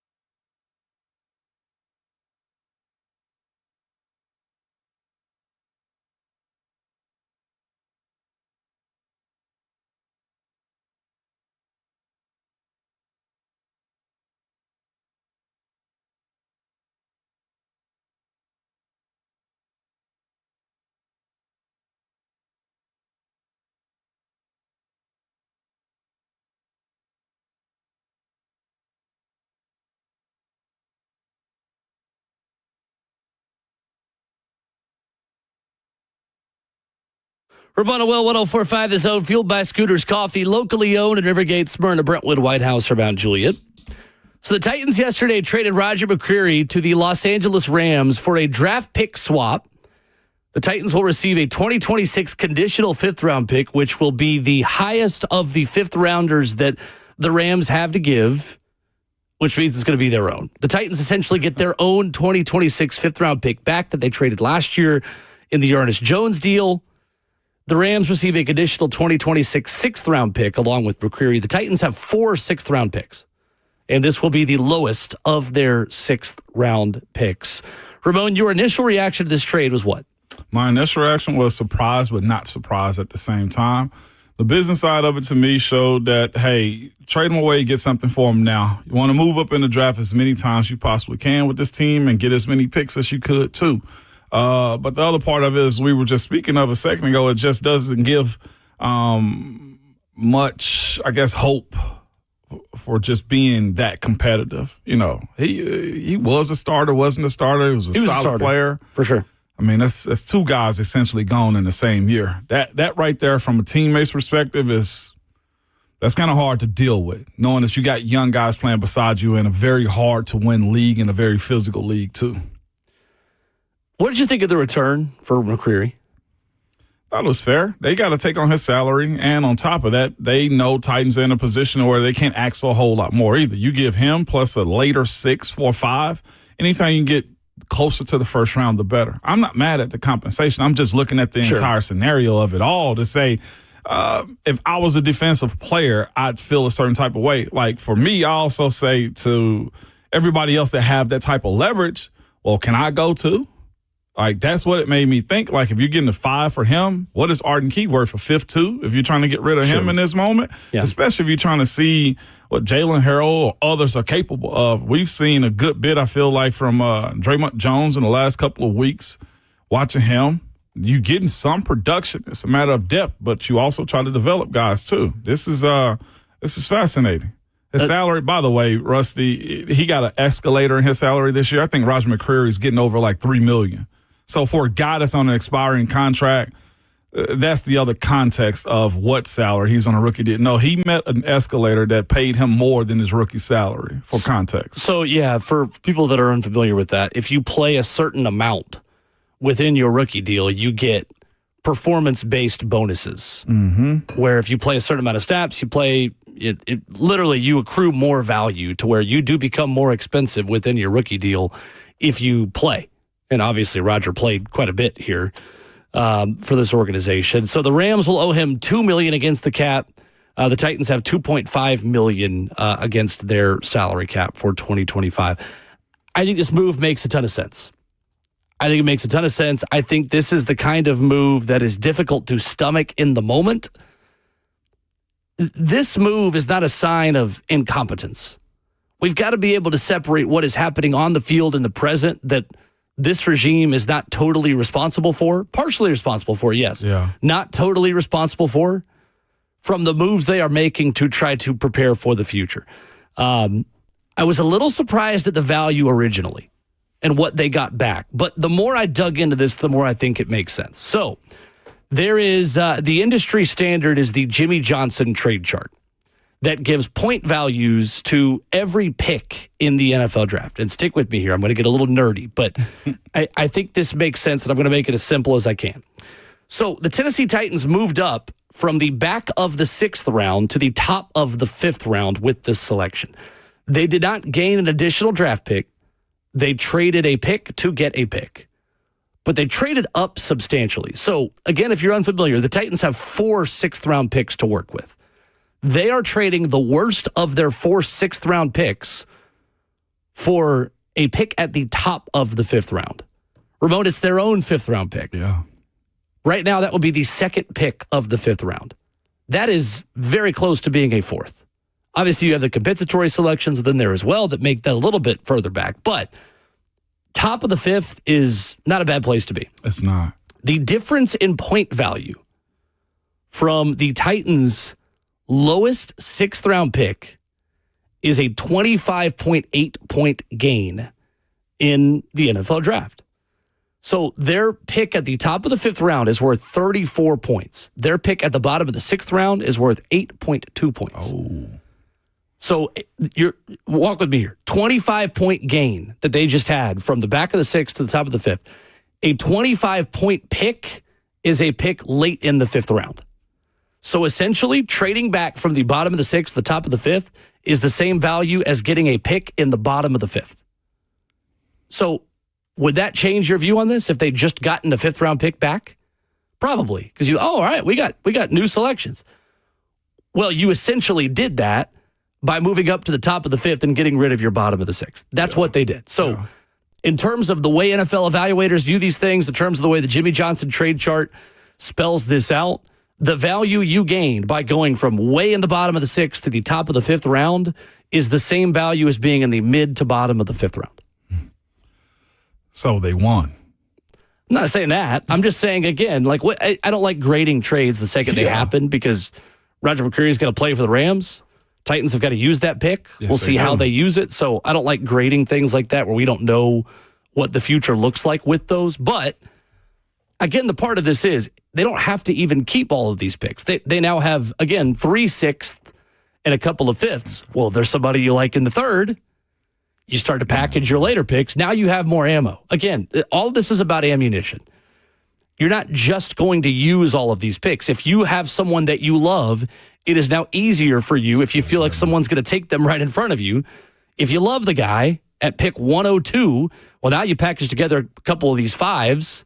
You package together one of these 5s and a 6, and you have more ammunition to go get the guys that you love. That's what this is about. So it's planning for the future on this one. But it's I don't know. Jeremy Fowler told us this was going to happen last week, or he was a strong candidate to go. It just, I don't know. It's just weird looking at how this is all unfolded. If this team was winning, is this a trade also that's going to happen? Like, at what point? It's not. At what point do you decide that this is it and now it's time to start planning? Even if it's not, planning for the draft. But, like, you looking at this team and where it's at and the firing of the head coach. And as a consumer, it's got to be a little disheartening because I don't want to say it was so much hype into this. But I guess at every point of this season, you got to, minimize as much as you're spending because you're spending billions of dollars on this stadium, and the Titans are putting money inside of that too. You got a coaching staff that'll probably be outside of the building, and you're going to have to end up paying them at some point too. I'm not calling this penny pinching, but I'm just saying it look like they're readjusting their books on how much money they want going out and how they're going to continue to try to rebuild this team through draft picks for the future. Who's next is the next question I would have. At this point, I don't know if you do trade away Chig. So I think who's next could signal the kind of coach they want. Here's why. If you are more of an 11 personnel team that wants a big slot receiver at tight end, say Cliff Kingsbury, do you think Cliff Kingsbury would like playing with Chig? Probably. That's his kind of tight end. Where's Gunner in that, though? I mean, you need 2 tight ends. Do you want 2 tight ends? Okay. I think the Titans are telling us the type of player they want and don't want by who they are going to move or not move. And then the corresponding players they sign when they do move players. The way that they handle Chig, I think is going to be really interesting. Yes, it is. Do they want a bigger, more physical team? Do they want a more versatile tight end that can block and catch? I'm not saying Chig can't block because I do think that he's improved greatly within that department. But again, they're giving us hints on the answers to the test as they are getting ready for the test here. I don't know. Maybe, do you think I'm reaching? I think the way they treat Chig could tell us the kind of coach that they want. I think the way you treat Chig is trying to see if you can get as much value as you possibly can from him. If you're not going to sign him back, if he's last of these 23 draft picks that have come through, what good is it holding on to him, especially if you got the new regime of what you want your tight end room to look like? What if it looks more like what Buffalo has? Long, lean guys that can get down the field. Chig is more of a compact guy that's not a superior blocker, too. It somewhat handicaps your offense. Right now, Chig is weapon number 1 offensively for this team. The consistency of what he is. I wouldn't say he's weapon number one. I mean, but right now he's your go-to guy, even if it's at the end of the games. Like, he's been the guy that's given this offense a little bit of a spark. There's been guys from time to time. You've seen Ellick in this situation. You've seen Calvin get a couple of hits here and there. You've seen Van. But the one constant has been Chig. And Chig, to me, I think is going to be somebody's dream pick when it comes down to the end part of this season. But you enable yourself, though. Well, you disable yourself, though, in his inability to block at the line of scrimmage. He's a weapon for a team that's kind of like, to be quite honest with you, the Rams again. Matthew Stafford using guys or utilize him, especially whenever Puka Nacua has the ability to come back. Where are they supplementing their, pass catchers? It's a good question. Chig, I think, is he's a trade option for sure, too, if I'm looking at this one. I think Arden Key is if he's healthy, for sure. I almost feel like Chig can get a 4. Really? I mean, I think you're looking at similar value to McCreary, to be honest with you. I think you're looking at a 5 or 6. The challenge now for the Titans is what is the cost to your current players for not additional draft capital, right? Because now you're creating more needs. Well, if you're creating more needs, you need more draft capital, not just better draft capital. You need more picks. And that's where I think the McCreary deal can't necessarily be a major habit or routine because you didn't get any additional draft capital from McCreary. To our point, again, you got the same point value as a 5th-round pick, bottom of the 5th-round pick, by getting to the top of the 5th, which is closer really to the 4th and is almost a 4th-round pick, basically what you got, because you got your own 5th back that you sent L.A. last year. But you also created another need for yourself. It's an easy-to-find need. Nickel corners are available. They are. Every year in free agency and late in the draft that you can start right away. But, again, how many more needs are you willing to create to get a little bit better draft capital? At some point, you're going to start just having to get more draft capital to replace all these needs you're creating. Well, it also looks to the point of, like, is this a real strip down to rebuild this back up? Yeah, and there's no doubt. You ridding 100%. yourself of all things that have been losing here in Nashville is the way I look at it. Right. 100%. That's been the case. They have been in a strip-it-all-down rebuild since this past offseason when they signed a bunch of veterans to 1-year contracts. They didn't spend an insane amount of money on anyone. I mean, Dan Moore got paid a lot, but again, the way that contract is set up, that's basically a 2-year deal for a left tackle to help make your rookie quarterback better now. You don't have to wait for a left tackle that you drafted to get better over time and hurt your rookie. I mean, they've been telling us this is a strip-it-all-the-way-down rebuild for almost a year now. I'm trying to think of anybody that's done it like this in recent history. Like with the Detroit didn't even go this far down to build it back up, in my personal opinion. They got a first-round quarterback out of it. They were 3-13-1 under Dan Campbell one of those years. 3-13-1. And they traded Matthew Stafford to kickstart their rebuild. Like, we can go down the list of the way teams have kickstarted rebuilds, and many of them trade a major asset in order to do it. Like the number 1 overall pick. Like Jeffrey Simmons.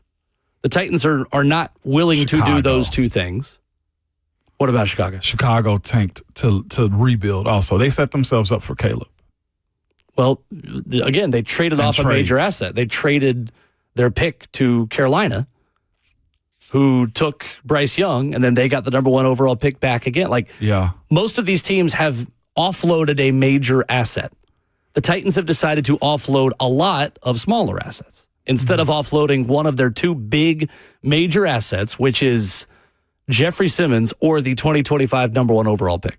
My personal opinion is if they're going to commit to Jeff, they're going to also have to recommit in free agency again. Yeah, they are. They have to. 100%. But they said they didn't want to do that and they want to build through the draft. It's a lot to stomach for veterans. This is what I'm saying in these type of positions. It's a lot of stomach for yourself everybody. being disgruntled like Myles Garrett on the sideline, throwing his helmet.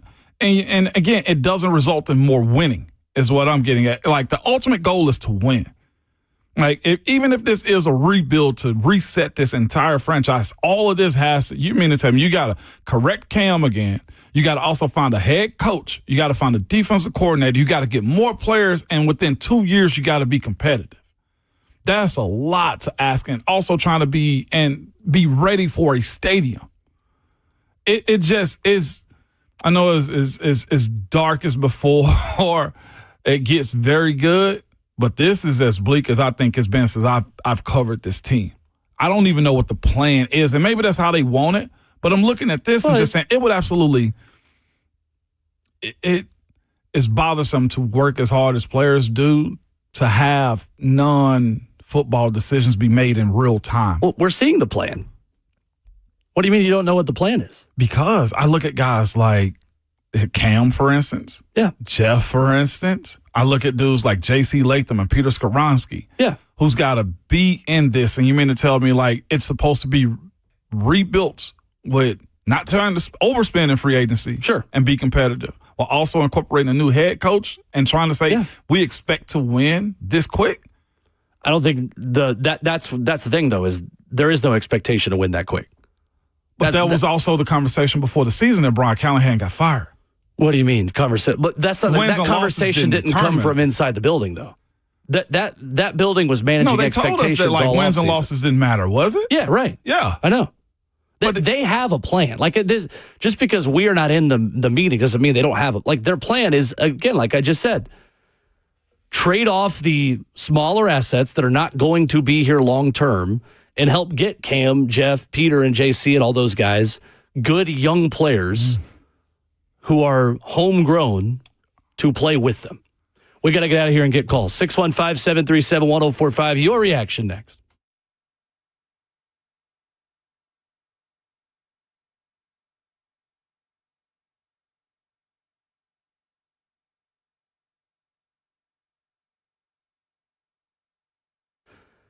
In this market, you need a local agent with years of experience and a proven track record. You need Bernie Gallerani Real Estate. You need someone that can walk you through the crazy process of buying and selling in this market and do so without the stress, without the uncertainty. For Isabel, choosing Bernie Gallerani Real Estate made all the difference.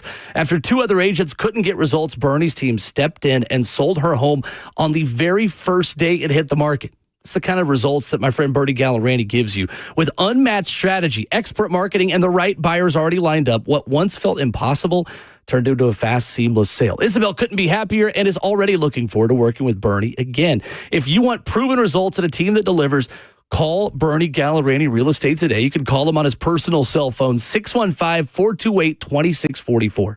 That's 615-428-2644. Head online to BernieGallerani.com. Bernie is the local agent that you can trust to buy that new place you've been dreaming of getting, or just to sell your home quickly, efficiently. Call Bernie Gallerani, 615-428-2644, or online at BernieGallerani.com.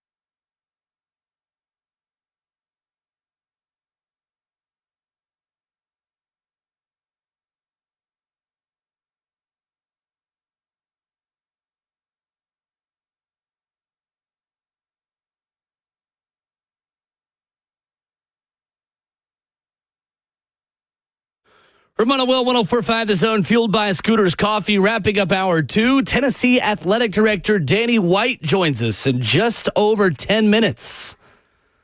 In the meantime, your phone calls on Roger McCreary and the Titans. Omar is in Nashville up next. What's up, Omar?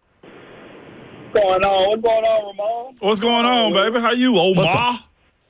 I'm all right, man. I'm calling in, man, 'cause I got some things to say to Will. Okay. Will, I'm starting to believe, man, you work for the PR team of the Titans. Why's that, Omar? Because, man, you over there telling these fans fake narratives when it comes to this. Fake? What's fake about anything that I said? Man, look, we already know that there is no set fundamental when it comes to the direction of this team right now. But yet, we traded our best corner when, man, we probably ain't even had a good, consistent corner for the Titans since, what, Colton Finnegan, who hasn't been held. You know, he stays healthy. He's playing every weekend, but you trade him for the penny on a dime. And yet you want the Titans to believe that this front office know exactly how to rebuild this team up. What makes you think they don't have a plan, Omar? I mean, look at the last 3 years. Okay, well, how long has Mike Borgonzi been here? Is he here for the last 3 years? I mean, that's not his fault. He shouldn't. I mean, it's definitely his fault because everybody knows what they're signing up for. Okay. The man couldn't even speak during the press conference. Like, come on. His job isn't to speak in press conferences. His job is to rebuild the football team. I don't like. Well, I don't understand the whole fake narrative thing, Omar. That's what I'm failing to understand here. Look, my thing is basically no one knows the set foundation. I mean, even if this is a process, we have no foundation pieces. Well, don't you trade guys that aren't going to be around in order to draft foundational pieces? Is that not how this works? Man, we hardly can hit a first-round pick, Will. Come on now. Well, then just don't show up to the draft then, right? Like, what? Then why are you even using them? Like, that's their only choice, right, Omar? Like, how else are they going to rebuild the team? What else do you want them to do?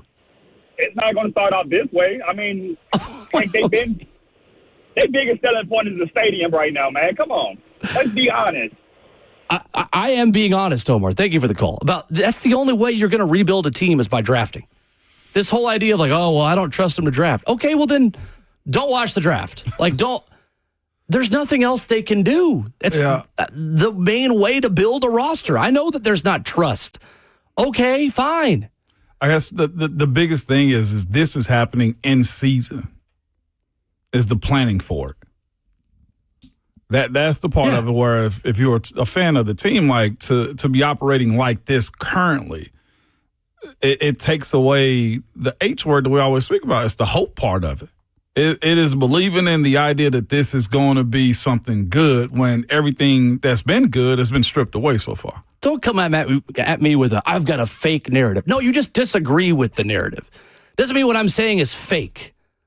Let's get that straight right now. Because, again, I disagree with you. I'm not saying your opinion is a fake narrative. I just disagree. It's not that deep. Johnny in White House. Go ahead. Morning, Johnny. Hey, good morning, guys. I'm definitely not going to tell you that you're fake. I ain't about to make guys mad that I love listening to in the morning. But, hey, I do kind of have a hypothetical situation. I know that this is the way. You're right. This is the way how you start over. You load up on draft picks. But my concern is, and history shows us this, in my opinion, that when we load up on these draft picks, in the last decade, we don't have anybody here that I feel like can develop that talent when we do draft those. So that's the concern I have. I was born and raised here in Nashville, and Nashville fans kill me. They want now, and our biggest investment right now is Cam Ward. So we've got to protect that asset. We've got to do things the right way. And so, you know, I'm patient. I'm going to give this team multiple years. I'm a hardcore fan. Ramon, I got one more thing, buddy. I know you're going to that great big city this weekend. And as always, you know the rule. Balls by Fitty. Yes, sir. Thank you, Johnny. Appreciate the call. Totally get it. Yeah. Totally get it. Well, yeah, then we'll pick this topic back up. We got Danny White coming up. We'll get back to it because coming up next, Tennessee Athletic Director Danny White joins the show.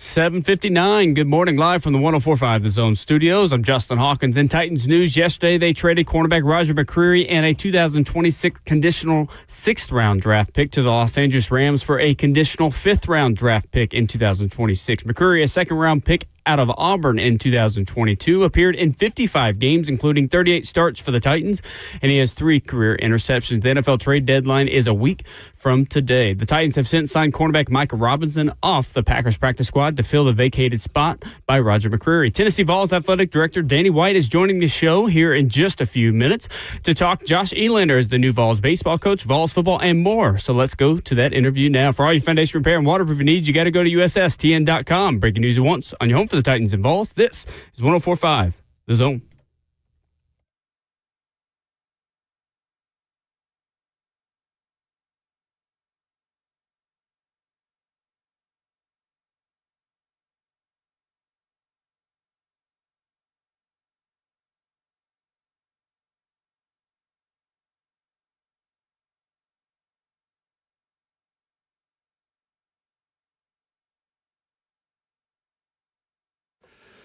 Eight a.m. hour and second half of the show off and running on this Tuesday morning edition of Ramon and Will, fueled by Scooters Coffee, with 11-year NFL veteran and Vol Network analyst Ramon Foster.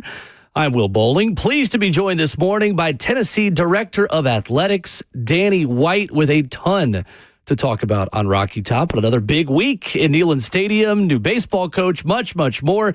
Danny, good morning. How are you? Doing great. How y'all doing this morning? We're good. We are excellent. And you've been a busy man. Very quick process to replace Tony Vitello, hire Josh Elander, who you introduced to the media yesterday. Danny, let's start there. What did Josh Elander say to you in the interview process to prove that he was the right guy for this job? Yeah, baseball search in October wasn't on my bingo card. But we made the best of it, and happy for Tony. Really just a first time ever type of opportunity, and such a compliment to him and to our program for him to get that opportunity with the San Francisco Giants. But going through the process to answer your question, I think where we are at a program, I felt it was really important that we do a national search if we're going to make a permanent hire. Otherwise, we needed to have an interim and do a national search at the end of the season. With it being unique timing, we went ahead and tried it right now. But somebody needed to win the job. And if it was Josh, he needed to win the job against a competitive field. And that's what I told him. And that's exactly what he did. I think he's ready to be a head coach. He showed that to us. An assistant coach that's been at the same place for a long stint. He's been here for 8 years and working with administration. I think that can be a challenge to then interview with those same people and show them how you're ready to be the head coach and lead the program. And he certainly did that. He was really impressive. I think he's ready. The continuity will be phenomenal. And I think we're going to win a whole lot of baseball games this spring.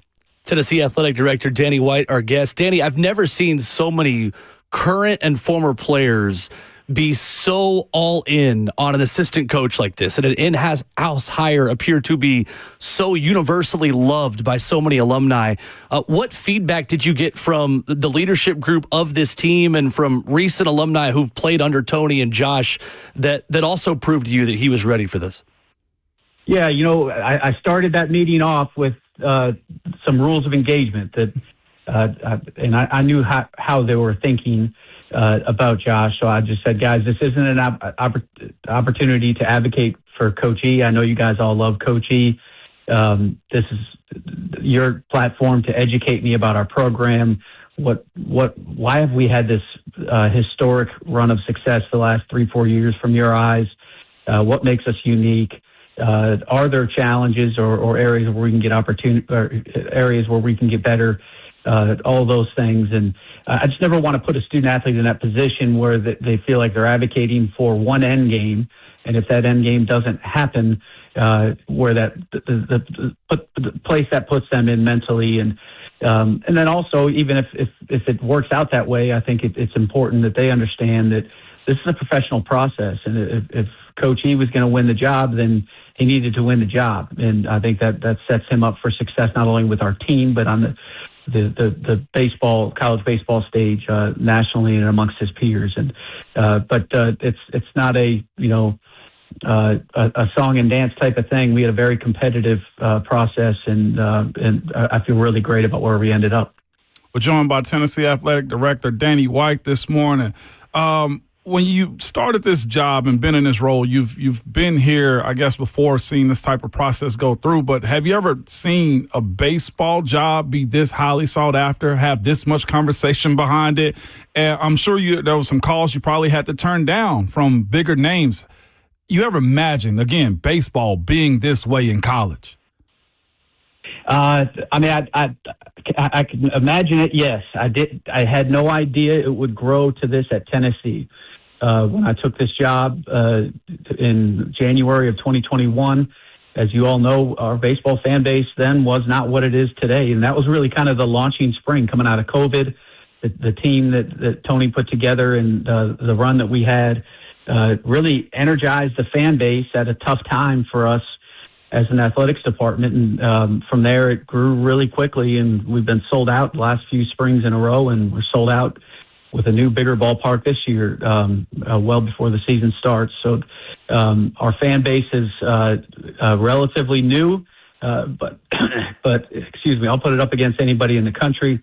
I think our home field advantage is absolutely phenomenal. And, SEC baseball, though, has been growing for, probably going back 15 years ago. I remember was the fundraiser at Ole Miss when we built the new stadium there, and that was one of the first ballparks to add premium seating and the outfield type of environment for students, which I'd liken to in community, which I'd liken to our porches. So I think that I've seen it before. I knew what it was.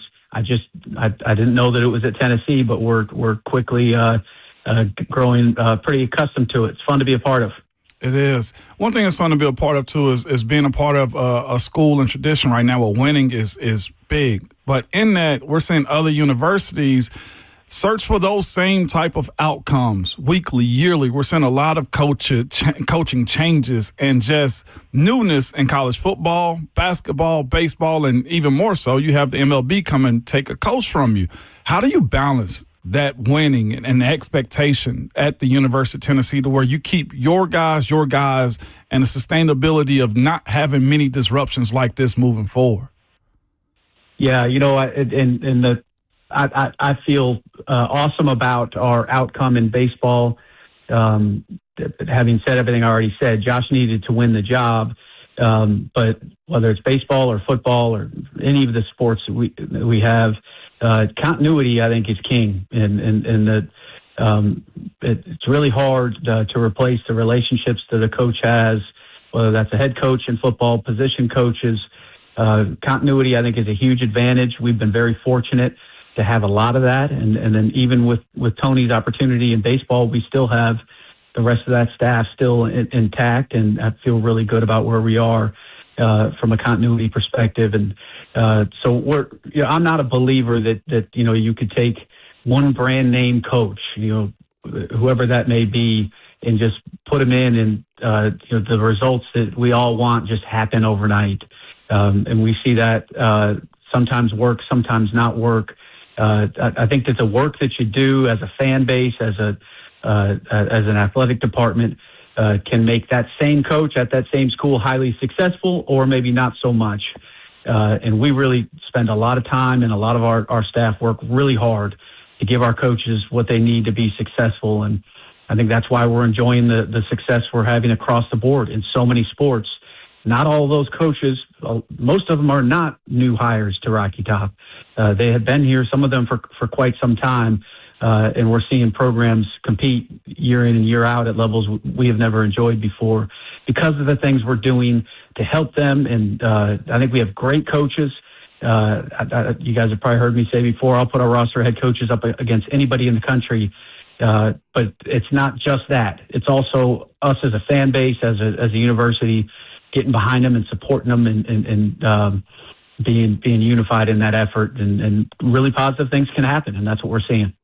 Tennessee Athletic Director Danny White, our guest this morning on Ramon and Will. Danny, it feels like now in today's age of college athletics, it is harder to be an everything school than it's ever been before. And you have so many teams playing and competing at a championship level. What equips Tennessee to continue to be an everything school in an era where so many other universities, as you know, Danny, seemingly have to pick and choose things to major in and sports to minor in?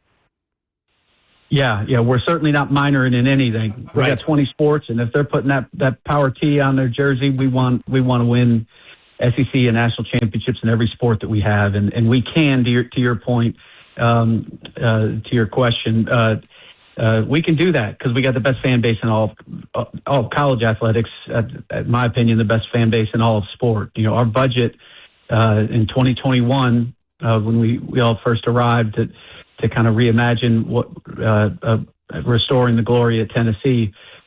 We were a $140 million budget, which was good for if Texas and Oklahoma had been in the league, we would have been 10th in the conference. And today we're over 300. We've more than doubled our budget on the strength of our fan base. That's selling out Neyland Stadium, selling out the Food City Center at Thompson Bowling Arena. That's selling out Lindsey Nelson Stadium. Sherry Parker Lee, our softball stadium, they're all sold out for the season. And in that same time frame, we've grown to number one in concession sales, number one in apparel sales in college sports. Our sponsorship numbers have doubled. This is all a direct result of the passion of Vol Nation and how our fans support us.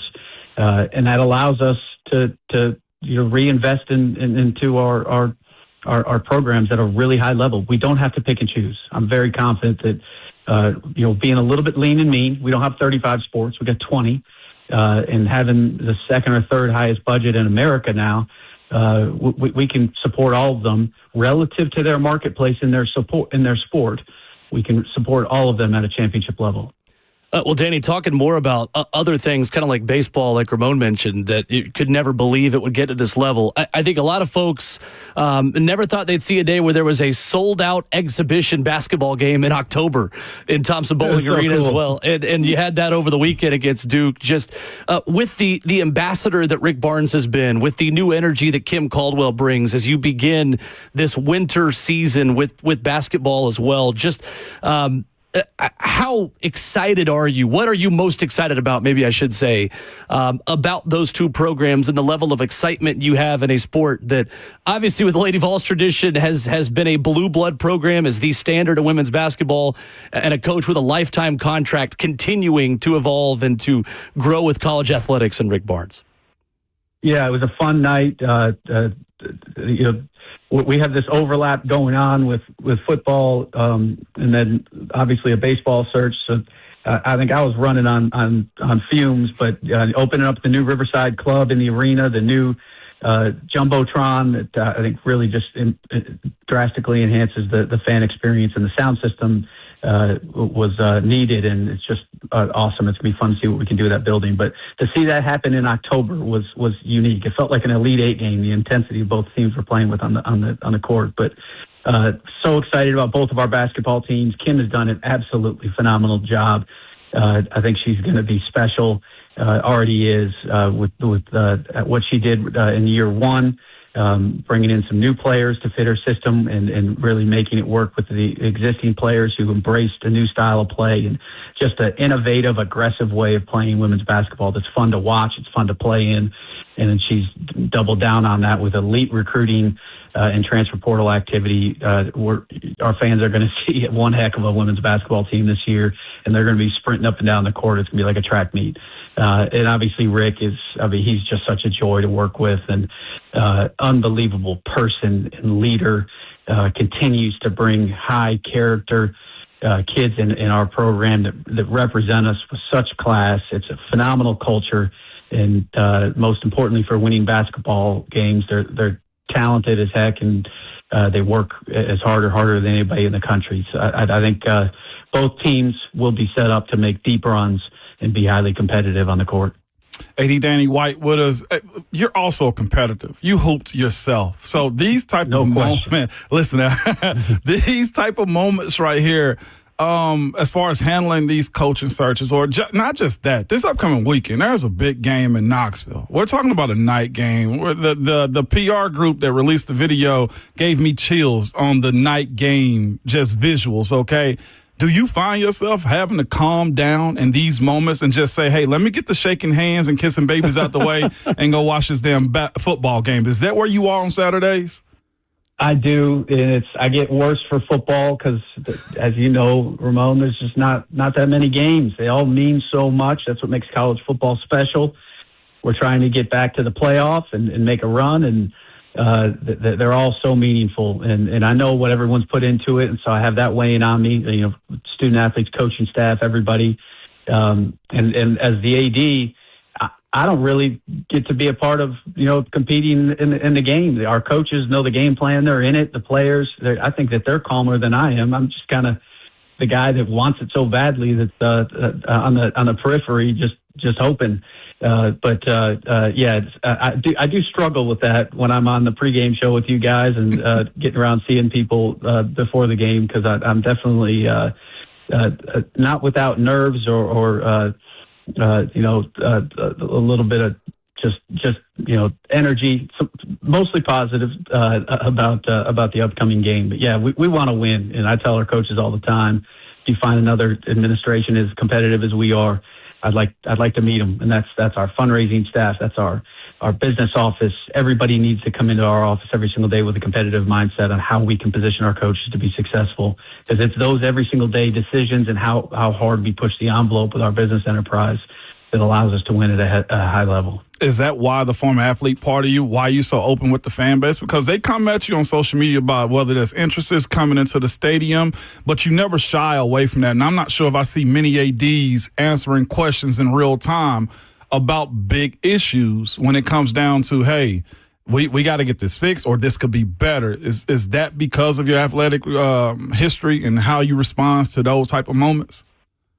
Yeah, and I think that's also just a part of leadership. When we make mistakes, we got to own it. And that I think you're referencing the Georgia game. We didn't handle that well, and a lot of it was outside of our control. We had some safety protocols. There's obviously the tragedy in New Orleans at the Super Bowl, and it's getting harder and harder to manage large events. And we will make sure we're doing everything possible, and we have great people focused on the safety of our fans to come into all of our venues.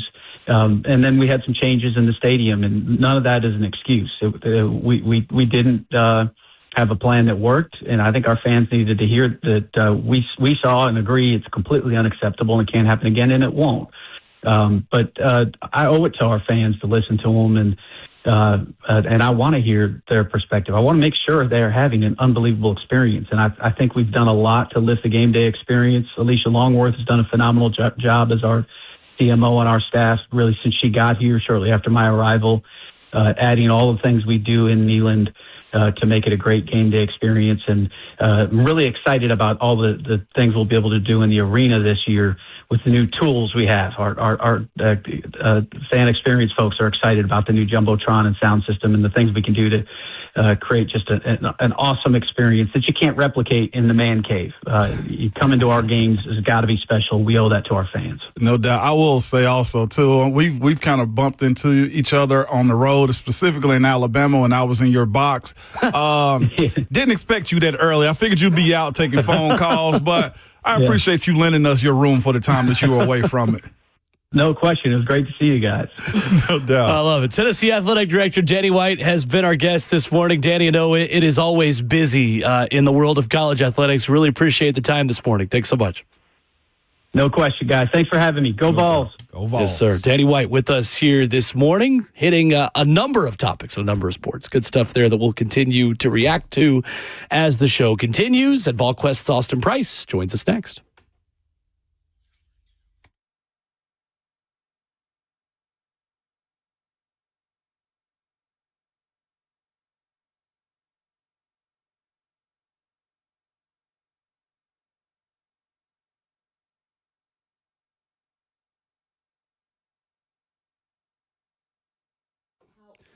Hey, it's Will Bowling telling you about my new obsession, Daisy French onion dip.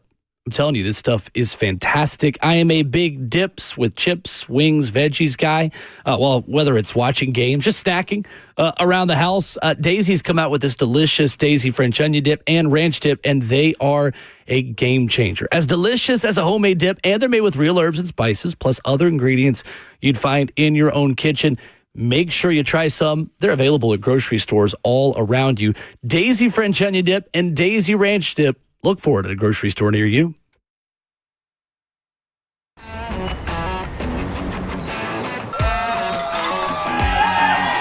Smashville hockey. Around here, it can sound like a language of its own. But hey, if you can pronounce Demumbrian, then names like Yossi, Shea, and Marchessault will roll right off the tongue. Nashville Predators, only in Smashville.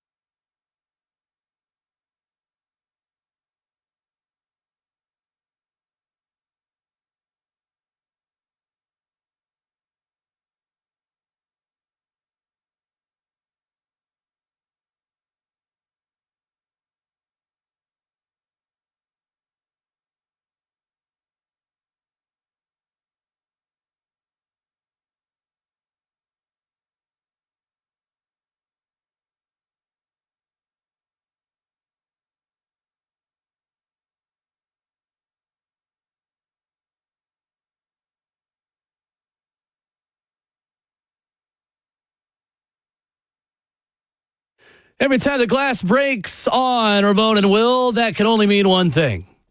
Austin Price in the building, talking Tennessee, football, basketball, baseball, you name it. Ramon and Will, fueled by Scooters Coffee, locally owned in Rivergate, Smyrna, Brentwood, White House, or Mount Juliet. VolQuest's Austin Price at Austin Priceless, where you get him on Twitter. Good morning, Austin. How are you? I'm doing great. I wonder if we can get Christy O'Brien on here. I mean, I hear her voice every week give the traffic, but I mean, I think we need to. I think she needs to fill in for you guys when you guys one of you can't be there. Well, I won't be here Friday to talk to Hubs because I'm doing the SEC Cross Country Championships in Knoxville on Friday morning. So maybe it can be Christy and Ramon. It'd be a good idea. I'll take it. I mean, I think that's the way we go. I mean, as the de facto GM of this show, sure, yeah, I think that's where we're going. I like it. Will you come and do 4 hours with me, Austin? I'll do it on the phone with you. I'm not going to come to Nashville. Not committed, Austin. You're not committed, man. Austin Price of VolQuest on 3 Tuesdays. It's not Thursday yet. Tuesdays at 8:20. Austin, Tennessee, from a health standpoint, going into Oklahoma, the Vols defense becomes more of the walking wounded. No Arion Carter, even though he was at least in the building with a jersey on Saturday. Now he got Colton Hood, has been in and out of the injury tent. Let's start with those two. What is your level of optimism that Arion Carter and Colton Hood are on the field Saturday against Oklahoma? I'll be honest with you. The whole Arion Carter thing is a head scratcher to me from the standpoint of kid's got double turf toe. He was never playing Saturday. So why is he out there in a jersey? And more importantly, why is he out there in some uncomfortable football cleats standing for 4 hours when he's got double turf toe? Like, just put him in tennis shoes over on the side. He can be a supportive teammate. Wow. Nobody from Kentucky was sitting on the other side going, oh, God, he may go in. You know what I mean? Like, I love Arion Carter. It's like, nobody was buying any of that stuff. So, like, the whole point of putting the kid out there with double turf toe and some cleats for 4 hours only hurts the kid wearing the cleats with a double turf toe. We'll see this week. I still will be shocked if he plays this week against Oklahoma, but maybe he gets through it. He was getting through it the previous few games. But I think he ultimately needs some rest. And if you don't play him this weekend and you could get by this weekend and get a win, then you go into a bye week, then you go into New Mexico State, and then you would have almost like 5 full weeks in between playing at Alabama and playing at Florida. And that would give him some real time to potentially, get that thing much more ready to go. And so, because one of the toes is worse than the other. So that's kind of what I'm thinking. That's what I would do. We'll see what, he wants to do, what they elect to do this weekend. As for Colton Hood, got pulled muscle in his calf. Going to continue to rehab all week and see if he can be able to be a go for Saturday night. Austin, Jaden Perlotti is a linebacker we've talked about with you as a recruit for quite a while. I mean, this time last year we were talking about his recruitment. He's a guy that clearly flashes, and his athleticism that's been well documented, it really jumps off the television copy. How big of an opportunity is this for him? Is he a guy you think this defense is ready to rely on to go from, all right, how do we change these flashes to, can you be a consistent performer for us considering the Arion Carter injury? I don't know if he's ready, but he's going to be put into that role. And you're right. When he flashes really well. I think he's going to continue to get better. The more he plays, the more Jaden Harmon plays, the more Edwin Spillman plays. They're all going to continue to get better. And I thought Edwin played pretty well Saturday night. They've got to continue to get better play from the linebacker spot. You got to continue to get better play from the safety spot.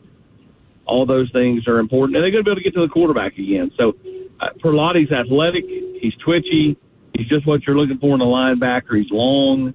And he can cover people in space. And so I do think the more he plays, the better he's going to be, which gives this defense maybe a shot in the arm.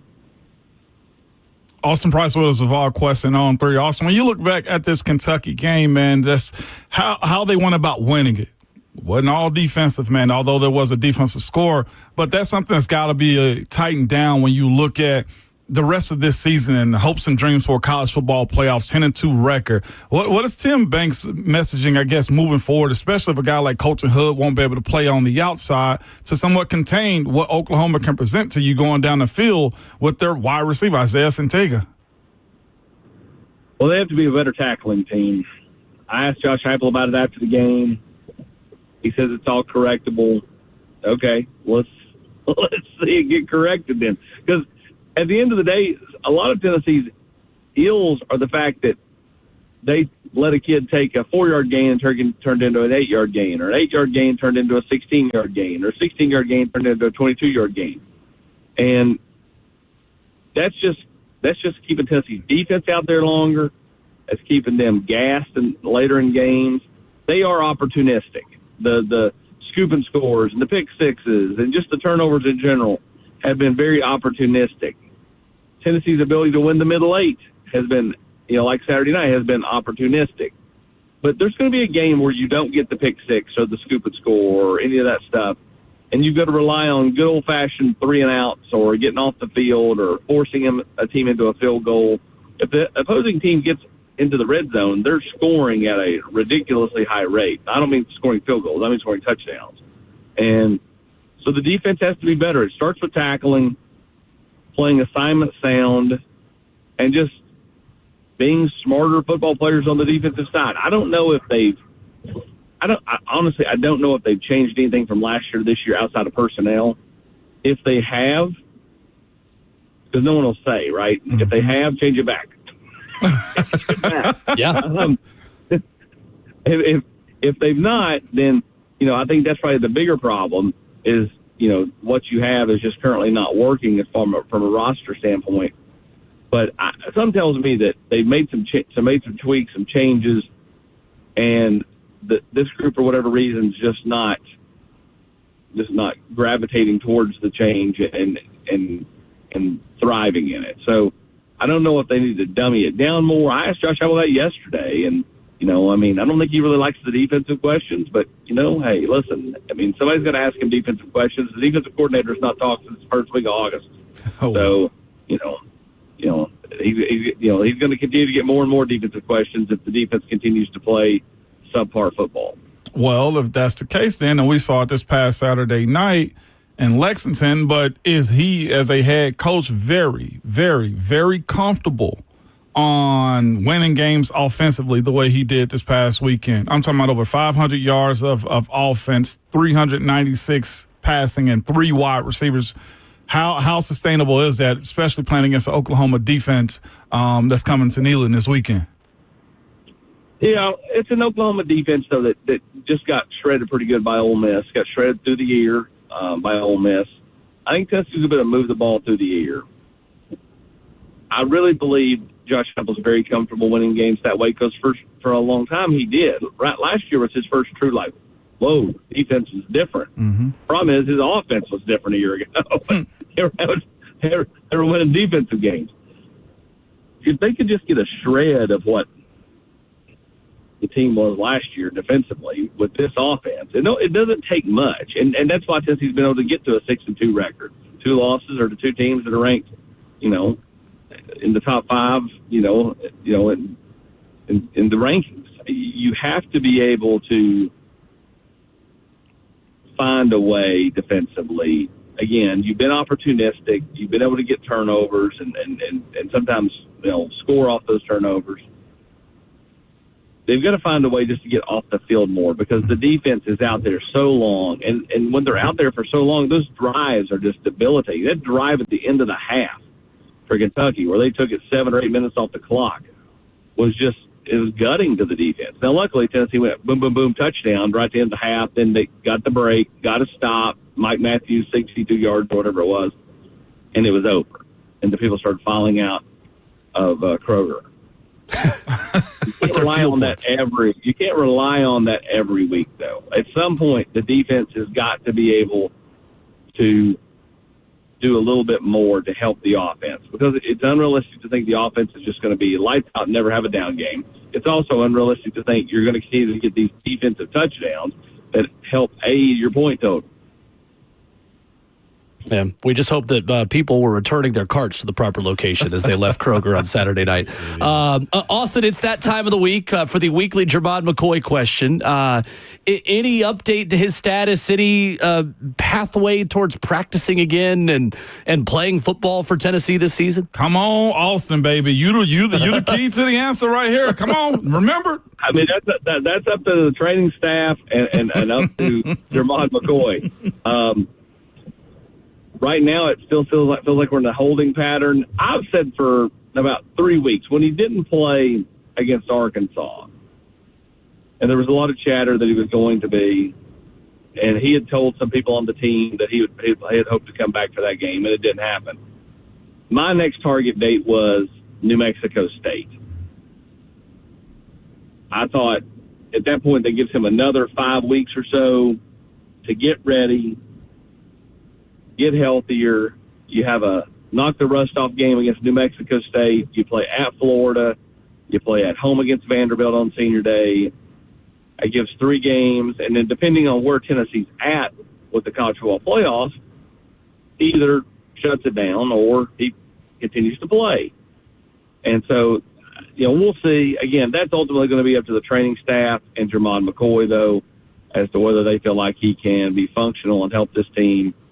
He has yet to go to a team period in practice and do team functions. Now, he's been out there a little bit. He was out there last week in pads, but did not do anything in team. So, again, a lot of just individual stuff for him to this point. Well, we see the same starting rotation that was supposed to start the season off with David Sanders Jr., who, according to PFF College, graded out real well in his first start on the road. Austin. That's what we saw last week. That was the starting lineup against Kentucky. I would venture to say we'll see that again. They just got to continue to get him comfortable, get Jesse Perry comfortable at guard. I mean, Jesse Perry went 6 or 7 weeks without taking a rep at guard. And, again, playing tackle and playing guard are two different things from a pad leverage standpoint. So I think it's just about getting everybody more comfortable with that. But, yeah, I would venture to say it'll be the same O-line that we saw against Kentucky to start the game when Tennessee kicks it off against Oklahoma. Austin, switching gears to close here, talking a little bit of baseball. I love the quote you had from Garrett Crochet saying that Tony Vitello and Josh Elander are two sides of the same coin, and that you've got this, kind of, I know he's not West Coast. He is now, obviously, at Tony Vitello in San Francisco, but you've got the bachelor city, kind of like a little bit more clean cut, right? Like Tony Vitello's side of things. And now you go to the family man, 3 daughters, country boy, who's talking about hunting in Josh Elander. Like, it feels like you've got some similar characteristics of this regime change, but from 2 totally different avenues of maybe the same path. What do you think that looks like day to day, Austin? How do you think Tennessee under Josh Elander will stay maybe in the same kind of culture, but do so the Josh Elander way? What does that look like that's different from the Tony Vitello way? That's a great question. I asked him that something similar to yesterday. I think ultimately it comes down to probably a little more planning, a little more strategy with a guy like Elander. I think Tony was more of a, I won't say fly by the seat of your pants, because I don't think that's fair either. But, I think he was a little more of a free spirit. I think Elander will be more reserved in everything he does. So I do think that similar in a lot of ways, but I do think there's just enough difference that it will feel a little bit different. And I look forward to Tennessee losing their first series and causing all of the Tennessee fans to go, oh, he's not ready.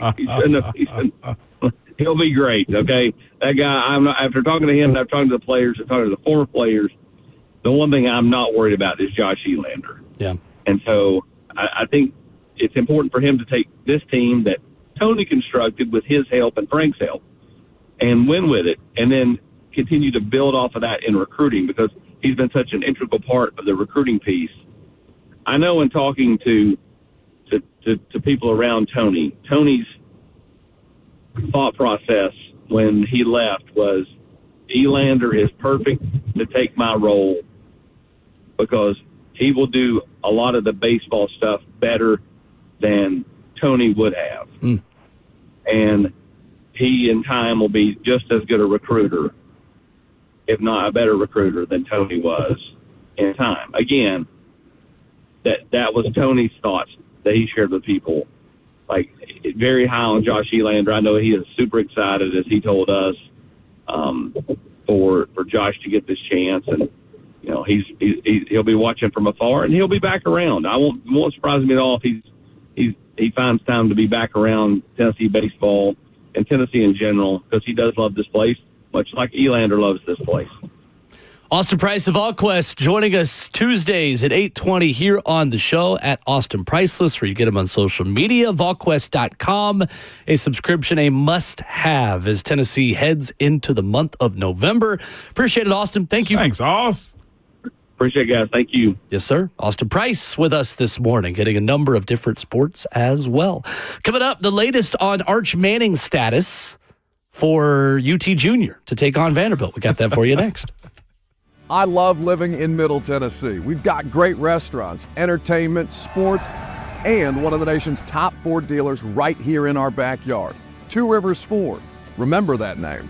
Two Rivers has been a staple in our community since 1983. They're locally owned. They have a non-commissioned sales team, and they sell below MSRP. They've been doing business with integrity for decades. Two Rivers Ford, the South's most trusted Ford dealer.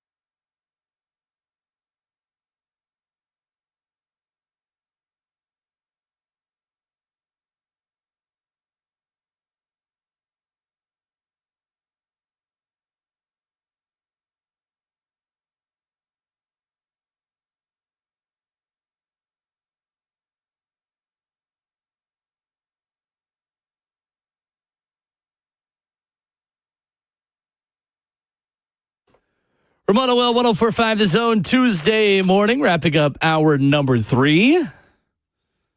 Vanderbilt going to take on Texas this weekend.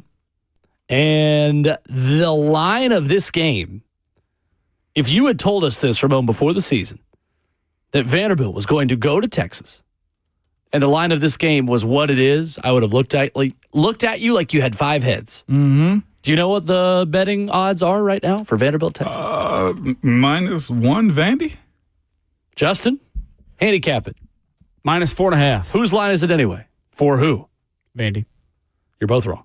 You have the wrong team favored.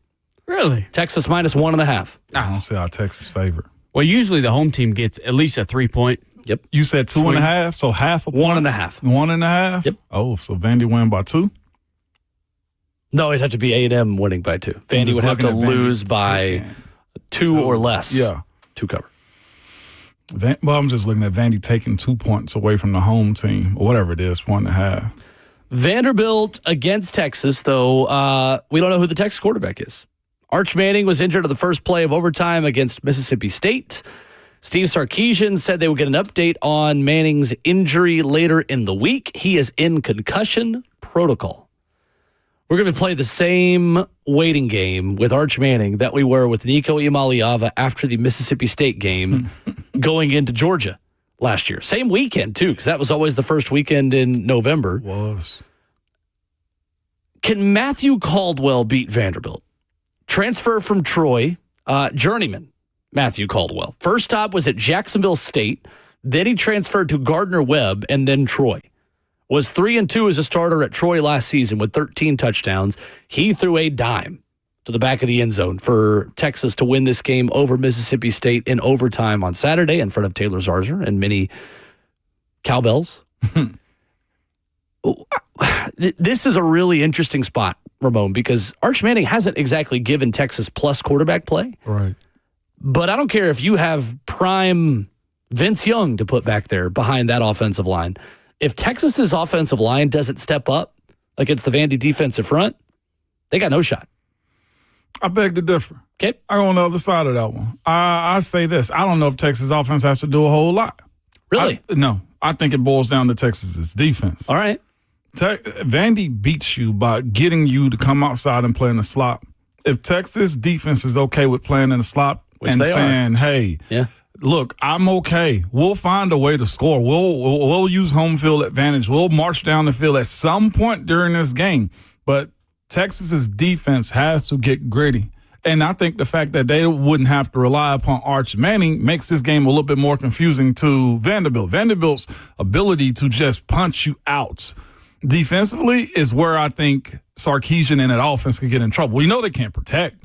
We know that there's been no real, consistency of a run game with Texas. That, I think, also plays into Texas's favor lightly because Vandy's going to come after you. Vandy's going to be at a point to where, hey, we're going to drag you down. And I think if you remove Arch in particular this week, you remove all of those plans that they have to disrupt him. Sure. If Texas's defense can play just tight and ugly as this pumpkin statue I got over here, then they got something. That's the only way. I think removing Arch gives more of a pathway for them to win, to be real with you. So Texas defensively, the thing that they do best is stop the run.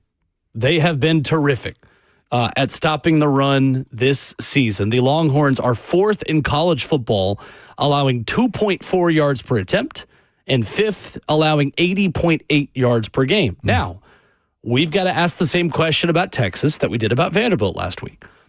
Are you a really good run defense that every opponent you've played has struggled to run because you're really good at stopping it? Or have you just not really played a very good running offense? Wow.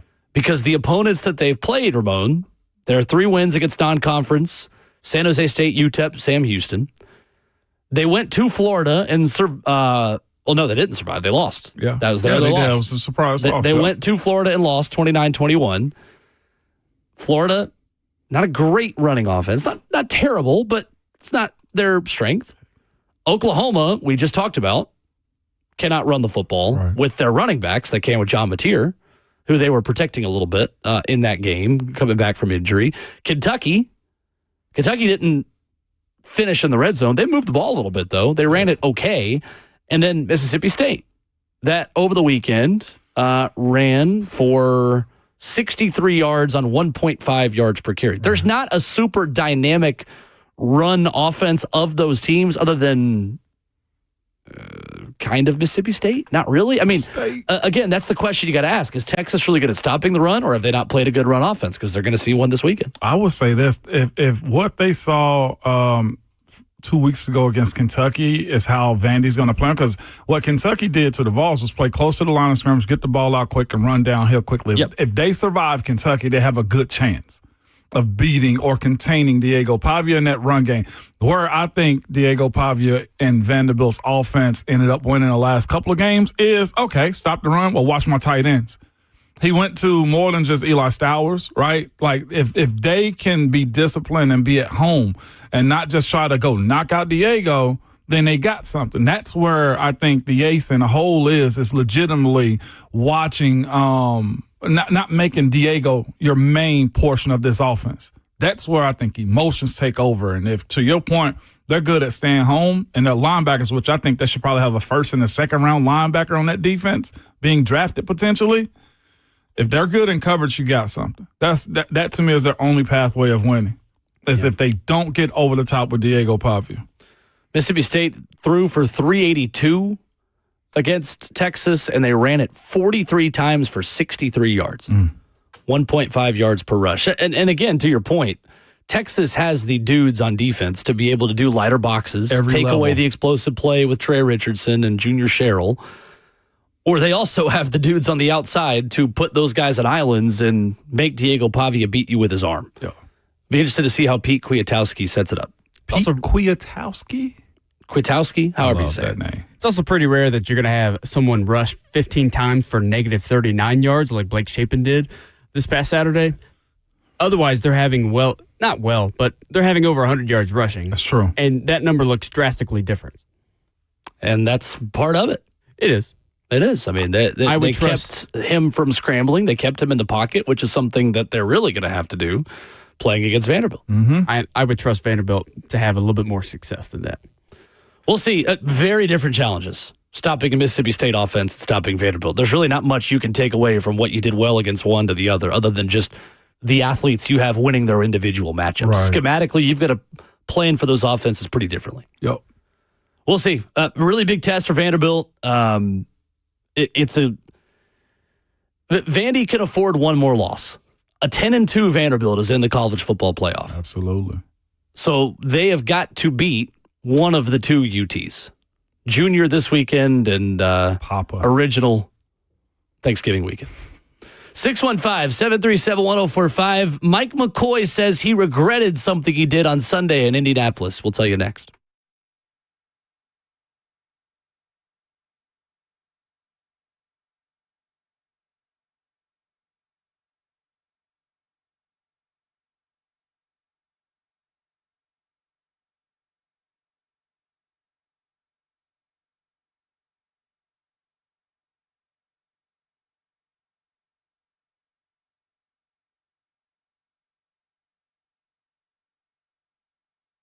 It's Ramon Foster from Medical House Calls. Good people, I want to tell y'all now, as this weather starts to change and you start to get that little cough and that fever and just that sickness that you know is coming on, reach out to my people, man. Medical House Calls, that's the website, medicalhousecalls.com. They're available to you 7 days a week, Monday through Sunday, 7 a.m. to 8 p.m. And here's the cool part about it. They will show up wherever you are. Preferably your house is the way you kind of want to have this set up. But being at your home, let you set the time, let you set the date, and just let them take care of you. The process is simple. You can call or text them, and they will assess what you have going on within minutes. You can book your visit, and somebody will show up to your door. Medical House Calls, they're trying to bring back to you the concierge to medicine, where you're not waiting around in germ-filled urgent care rooms, appointments that don't fit your schedule, or you know how it is. We all have busy lives, and we got other people that depend on us. Well, bring your kids to the ER. No, you don't have to do that. You can do at-home urgent care. You can do IV therapy. You can do whatever you want with Medical House Calls. Again, the website is medicalhousecalls.com,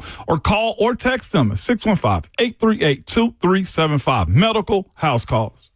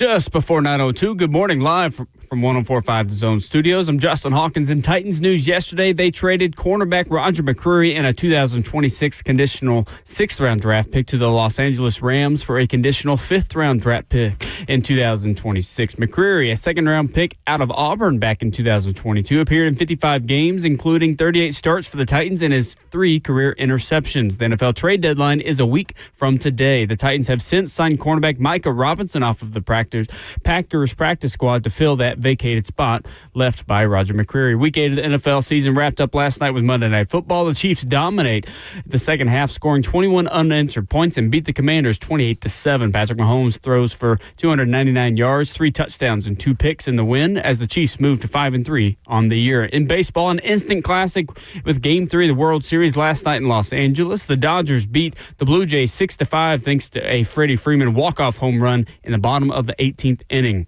The Dodgers now take a 2-1 series lead.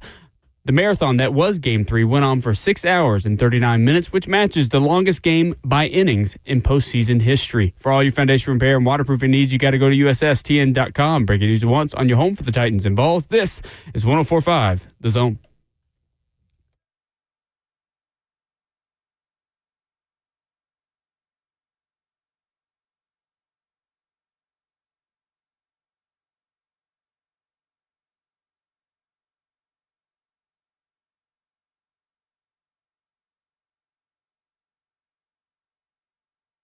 Away we go into the 4th and final hour of Ramon and Will, fueled by Scooters Coffee, 615-737-1045. Many of you called in earlier to react, to talk about the Roger McCreary trade, to voice your displeasure, maybe to say that you understand it.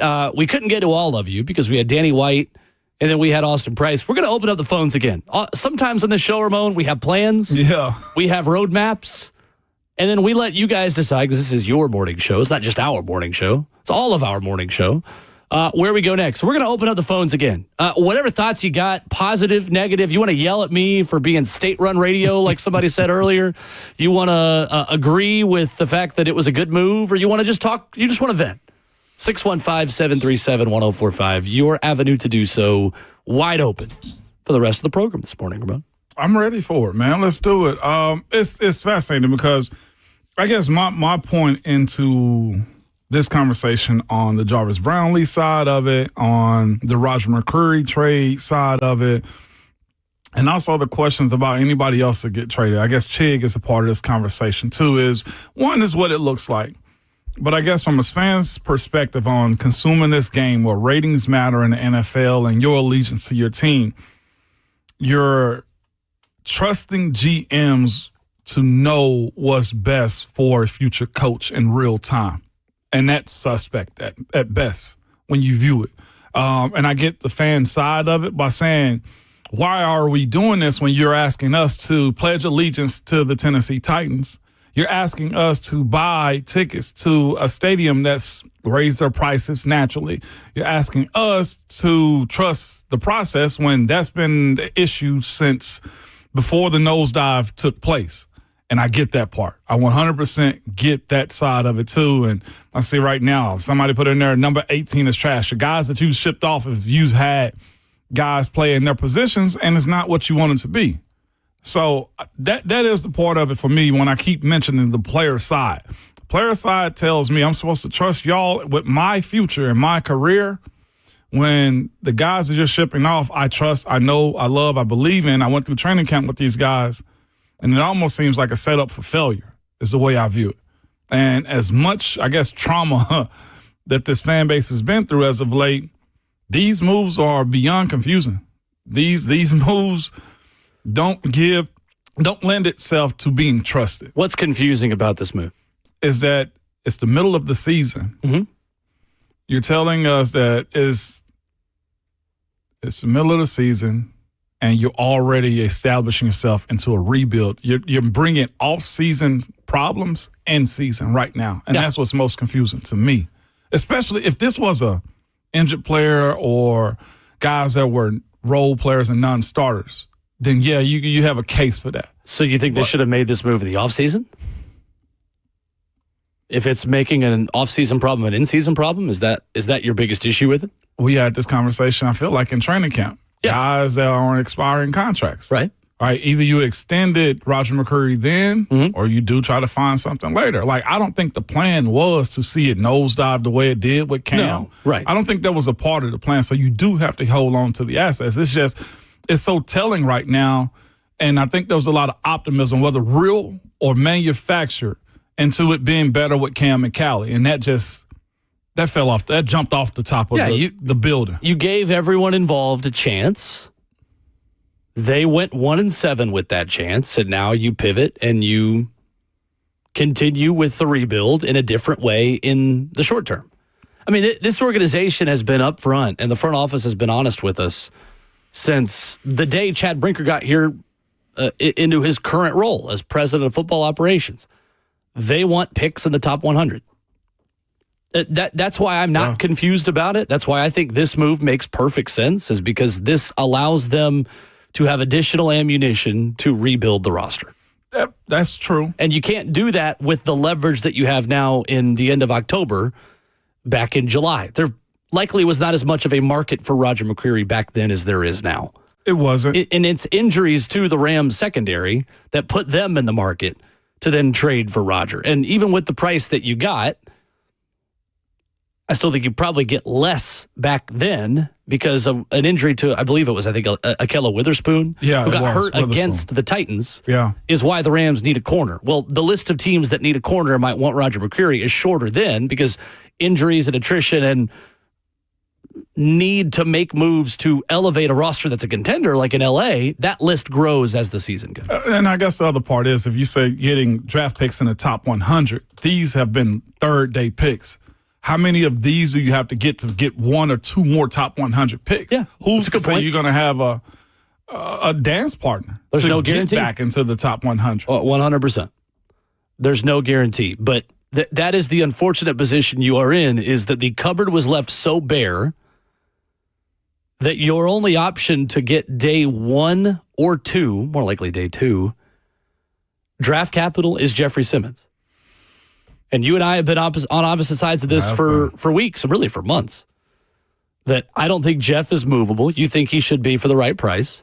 I think the team desperately needs elite players, and he's the only one you got. Mm-hmm.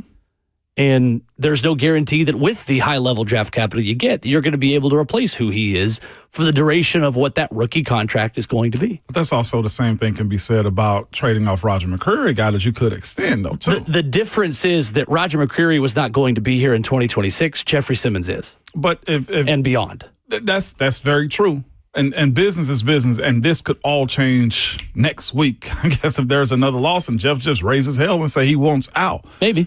Probably not, but maybe. Yeah, it could. That's what the difference is. The Titans are investing in players and playmakers who make them better when the new building opens. Mm-hmm. Jeffrey Simmons does, Roger McCreary doesn't. They feel like that is more of a replaceable. What is the opportunity cost of not having Roger McCreary? Well, that's an easier non-premium position, respectfully, to find in the offseason. Interior D linemen that are playing at the level of Jeff, that's not something you could just go and find again. It's easier to replace Roger McCreary than it is Jeffrey Simmons. Understood. Justin, what you got? Yeah, so my thing about it is I'm fine with the trade as far as who you're trading away, but it's not sustainable to trade 2 assets for 1. McCreary, a draft pick for a draft pick. Brownlee, a draft pick for a draft pick. It's not sustainable to keep trading 2 away just to get 1. What are you going to trade Chigakonkwo for if you want a 4th-round pick? You going to trade Chig and a 5th to get a 4th? You're trading 2 away to get 1. It just doesn't seem like that's very how you upgrade your roster, by getting rid of picks just to get, a 1 round higher. It doesn't make a whole lot of sense to me. It makes sense to get rid of players because of what the team is and where you're going. Maybe they're not that guy for Bergonzi, for Brinker, because they didn't draft him. Mm-hmm. But in terms of upgrading your roster, trading 2 away to get 1 doesn't make a whole lot of sense to me. Here's the thing they've got to do. And you make a good point. They've got to understand what needs they already feel like they have, and then by making more trades, what additional needs you are creating. Trading Chigakonkwo might create an additional need to go pick a tight end. Yeah. That means you need an additional draft pick, not just a slightly better draft pick, right? Yeah. Arden Key, same thing. Like, I think the thing with McCreary is they were already planning on making that move, so you might as well get something. They're not creating an additional need. That was already a need to go get a nickel corner. And now they have a little bit better of a draft position to be able to go do that. But you have 2 spots at corner that you got to fill. Unless you trust that Marcus Harris, you 100% unless you trust that Darrell Baker or Jalen Armour Davis, which he does not prove to be the guy, you have 2 spots to fill. Yeah. Plus edge, plus anybody on the offensive line you want to name. It's a lot of holes to fill. You can't do it in one offseason. We've known Unless this. you're going to go spend again. They've got one of the top They're free going agency to. monies. You have to. I mean, you have a cap floor you got to hit over 4 years. Yeah.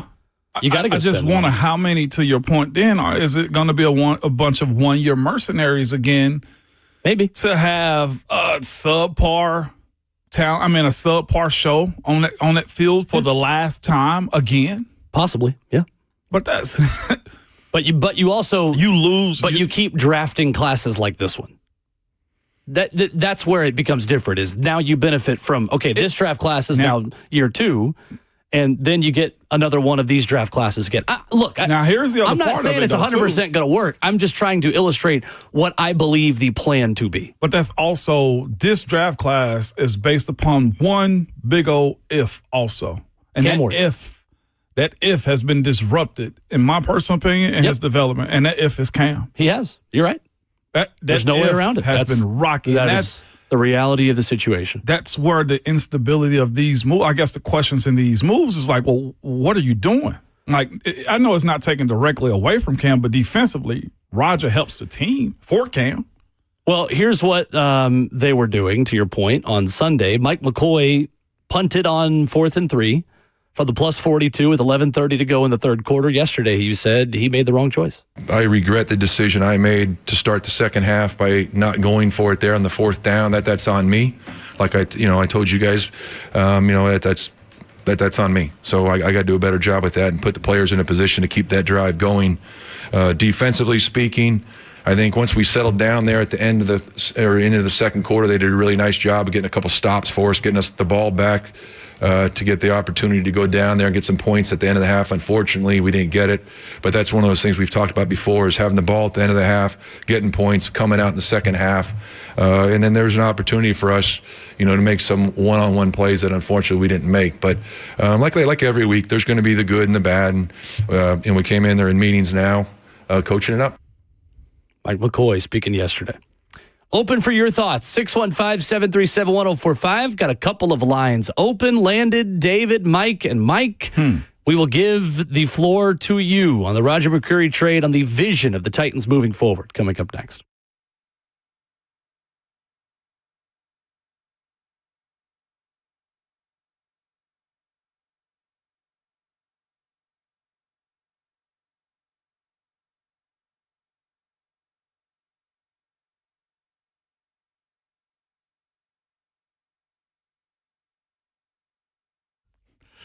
Did you know that up to 50% of the air you breathe in your home comes from your crawl space? Have you ever looked in your crawl space? I get it. Most of us don't even want to know what's in there, but moisture in your crawl space can create unhealthy issues that can make their way into the air you breathe every day in your home. It's Ramon Foster, and this is where United Structural Systems can help you. USS has been keeping homes dry and stable in Middle Tennessee since 1994, so you know they aren't going anywhere. Help control moisture and musty smells with mold treatment and crawl space encapsulation that comes with the USS guarantee. Encapsulation helps reduce high humidity in your crawl space. It also helps deter mold and mildew and protects your crawl space, honestly, from pests and wood rot. So turn your crawl space into a healthy space. Reach out to the company I trust for all foundation repair and my waterproofing needs, and that's USS. You can go to their website at USSTN.com. That's USSTN.com, or call them 615-488-7855. United Structural Systems.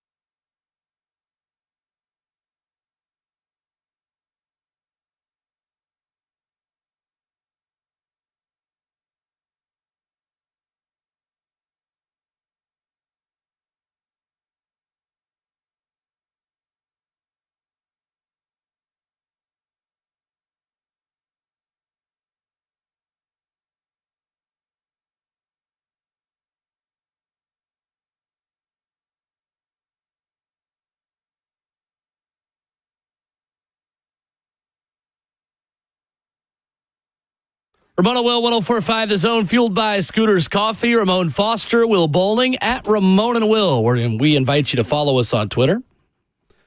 We take both your good comments and your bad ones in the F&M Big Chat. Your agreements and disagreements. We like it all. We got to have it. Absolutely. Got to have it. This is just football. Well, as Danny White said earlier, we only get so many of them, and it becomes life at a certain point in time to people. We're just humans on a floating rock talking about a leather pigskin with a couple laces in it. It's really that simple. Don't ever look at how fast we're going through this solar system. So don't ever. It'll blow my mind. No, all right, we're just living beings on a flying ball of dirt and water. Let me remove research about space from my calendar. Yeah, do that. You help yourself a whole lot. Outlook. That's also a good idea of a way to get out of a meeting. Immerse yourself in the Lord. Landon is in Gallatin. 615-737-1045. What's up, Landon? Hey, how's it going? Good. Good morning. Good morning. Hey, I was calling to agree with not necessarily what I was calling about, but to agree with the 2 picks for 1. You know, we're not going to make it anywhere if we keep trading 2 for 1. But also, my main question is, when are they going to turn that jugs machine up? Cam Ward has been slinging that ball, and they've been dropping it all year. They need to turn that jugs machine up in practice, get used to that heat. Yeah. I appreciate that, Landon. Thank you, Landon. Appreciate it. They need to be turned up to, 65 miles per hour out to shoot? Oh, my gosh. It's on. I've seen it. Mm-hmm. They're using it. No doubt. The 2-for-1 conversation Jayhawk brought up is interesting. Yeah, sure. I just, at what point do you start actually moving up? Like I said, you got to have a partner that's going to allow you to take those 2 5s and flip them like that. They got to be quality, and it needs to be necessary. And also, you giving up 2 5s just for a 4th-round pick, because that doesn't constitute you being in the top 100 if that is the goal. Sure. Yeah, and that is. I mean, they want a lot of ammo. They want a lot of opportunities to move around, to get guys they want. To your point earlier about Jimmy Johnson's trade or draft chart. Yep. Okay, so it's a 25-point difference, right? Is what you said? Yes, the difference between the pick the Titans currently own at the bottom of the 6th round and the pick they now own again at the top of the 5th round is a 25-point value difference. Okay, so why? I mean, obviously we don't know. We're not in the trade discussion with the Rams, but why not get that later 5th-round pick to get that 25-point difference and call it even? Now you've got extra capital in the 5th round that you could package maybe to go up to a 4th. Ask the Rams. I know. I wish. I mean, they just... That's why I sit back here. Yeah. Again, we're talking about... I think we've got to differentiate the value of corner from nickel corner, Ramon. I know that there is versatility in what Roger gives you. He can play outside or inside. Roger McCreary is an inside corner, right? Yeah, I agree. He has flexibility to play outside in the pinch, but that ain't his starting role in the NFL. I'll agree with that too. And you also Roger's trade is to a team that has a need that feels competitive. He's the best asset, I guess you feel like trading away, but it does still take away from your team's ability to compete and be have a proven commodity like him out there, whether you like them or not. Right. That's the issue that you're running into is the continuation. I saw somebody yesterday on social media call the Titans a farm league. That's been the ongoing story. When is that going to stop? When is that going to, either be in the burn and crash outs of the draft picks and the ability to draft, develop, retain? And it seems to change every single time. Like I said, I'll reference Blaine Bishop on this one of Blaine and Zach. He's just said, the job of these coaches and GMs is to also just take what you're given and coach those guys up too. And make it work. Sure. And I guess that's where the Roger conversation comes into play, and specifically the Jarvis Brownlee side of it. To Justin's point about could you have just gotten the Rams' other 5th-round pick? The Rams have 2 5th-round picks, or had before yesterday. Pick 144, which is now owned by the Tennessee Titans, and pick 168, again, if the season ended today. And there's a lot of tiebreakers and things that would need to be broken. But let's just say, for the sake of conversation, would you rather have pick 144, or would you rather so they traded away a 5th, They trade away a 6th to get a 5th back. Listen, guys, we're working through this all as you guys are in real time. Pick 168 would have been just a straight-up 5th-round pick. So would you rather have 168 and 207 or just have 144? That's also that's what they decided to do. I'll go get the closer one. Yeah. Most definitely. So, Justin, to your question, that's why. The Titans decided, and maybe it was the Rams, maybe it was the Titans. We don't know. Like you said, we weren't in the conversations. Essentially, that's the same point value. Moving up from 207 to 144 is worth the same as just having pick 168.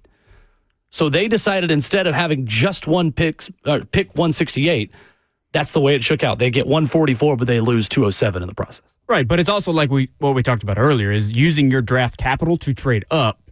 Now you don't have you still have an asset technically because you do have pick 144, but you could have had 168 to go along with some 6th or another 5th to go up to a 4 or to a 3, depending on how you want to package things.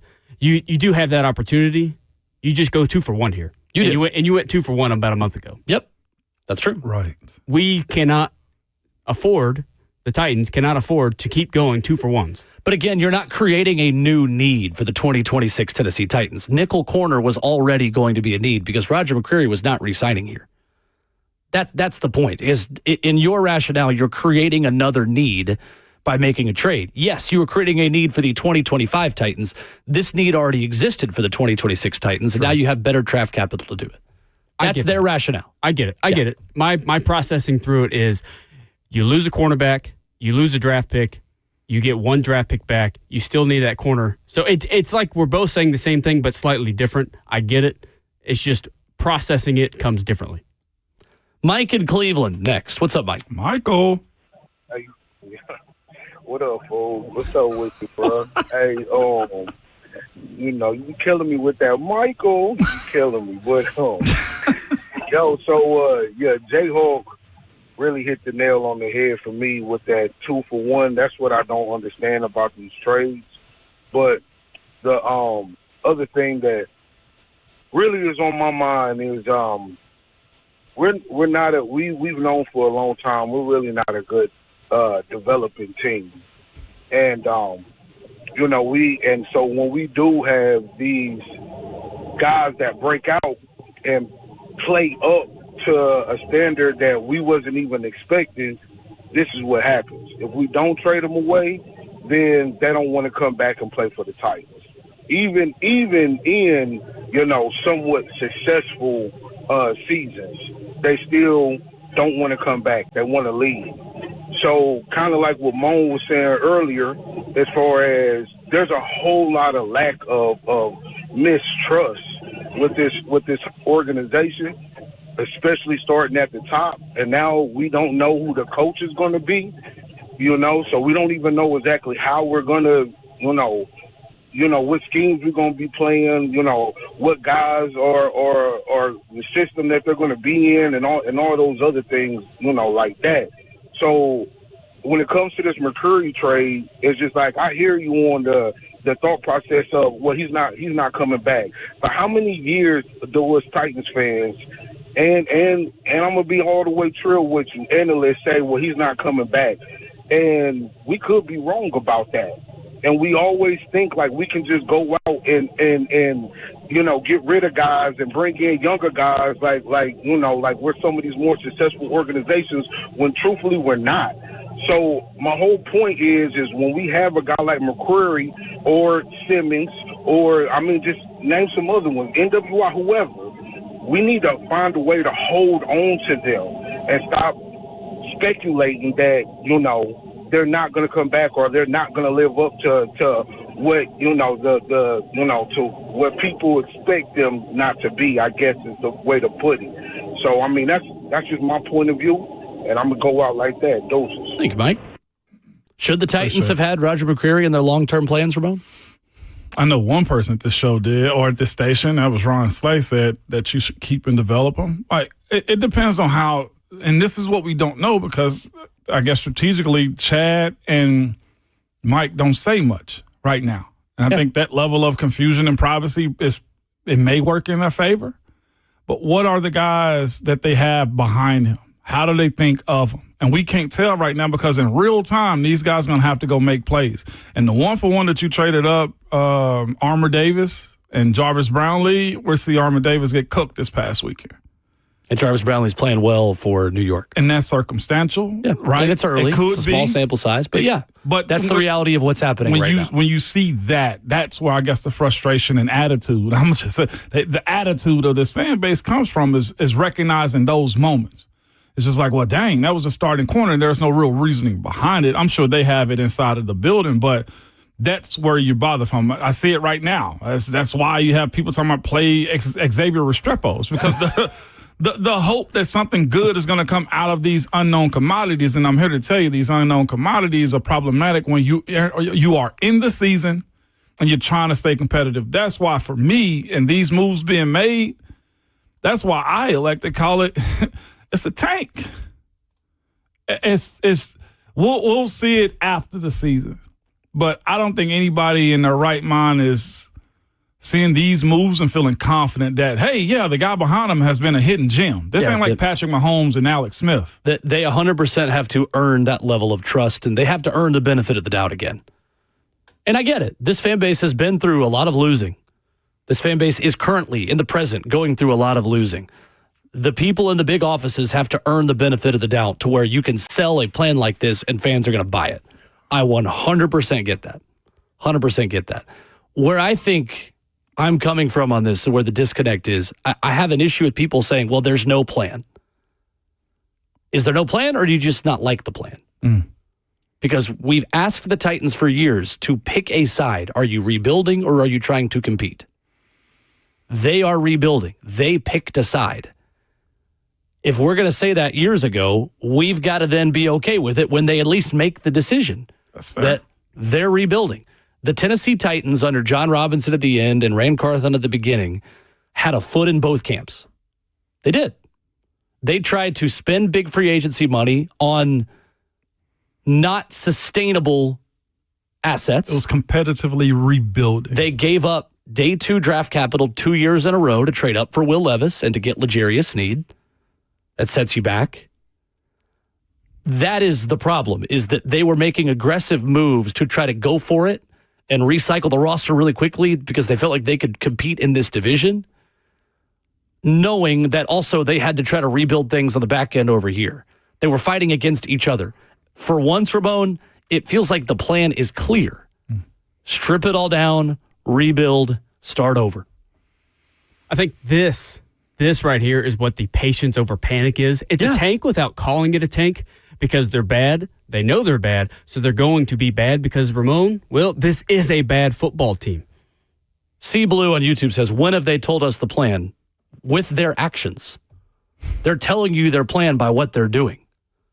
What they say into a microphone, what they say. I mean, again, and Chad Brinker said the plan every time he's talked. Like, just because you guys don't like what they say doesn't mean they haven't said it. They've talked about this being patience over panic. Justin's 100% right. This is what they mean. It's going to take time. We just don't like it. Oh, losing sucks. Brandon says, Titans radio employee trying to cool the flames of the fan base. Did I just get done saying I understand where you guys are coming from? I'm not cooling anything. I get the frustration. There's a lot of losing that's happened over there. I'm not telling you how you should feel about it. I'm simply giving you the perspective that, again, I'm being consistent with what I've said for years. Be all the way in or all the way out. Well, they're all the way in on rebuilding. Feel however you want to about it. I'm not going to tell you. I'm never going to tell you how to feel, ever. If you want to be pissed off, be pissed off. I don't care. Doesn't bother me. Again, we're just on a floating rock talking about football. So what are their fans' reactions to the next trade that happens? I mean, the deadline is literally a week from today. Depends on who the trade is. I mean, how attached were they to Roger McCreary? Obviously pretty high, so depending on what kind of value you get out of like a Chig or Arden Key, like your edge rush depth is pretty bleak as it is. You get rid of him. Now what is the reaction? Mike is in Nashville. Up next. Hey, Mike. Hey, first of all, I think this whole concoction of blow it up and start over was conceived by general managers and coaches to get longer contracts. It's never made sense to me. It still doesn't make sense to me. If we go back a couple years, this organization is being run by the fans.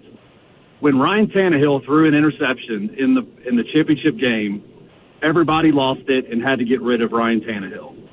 We all would love to have Lamar Jackson, but he has the same amount of championships as Ryan Tannehill did. Baker Mayfield, who's great right now, no championships. Joe Burrow, no championships. Josh Allen, no championships. We've got to stop swinging for the fences and go Super Bowl or bust, because we are turning into the Bears very quickly. And the other thing with this whole situation is we are going to try to build through the draft. First of all, what is the hit rate average on people in the draft, especially rounds 4 through 7? So I don't want to hear about how many draft picks we have or even trading up to a little bit higher spot, because it is so hard for those guys to hit. And even if they do, by the time they get good, you got to re-sign them to a bigger deal anyway. It's going to have to be done through free agency, because those guys are proven. It's similar to college. Everybody builds through the portal. No one builds through high school anymore. You can't do it. It's very hard, and it takes way too damn long. So we are in this mess because Amy Adams didn't like Vrabel. He's too difficult. He's too mean.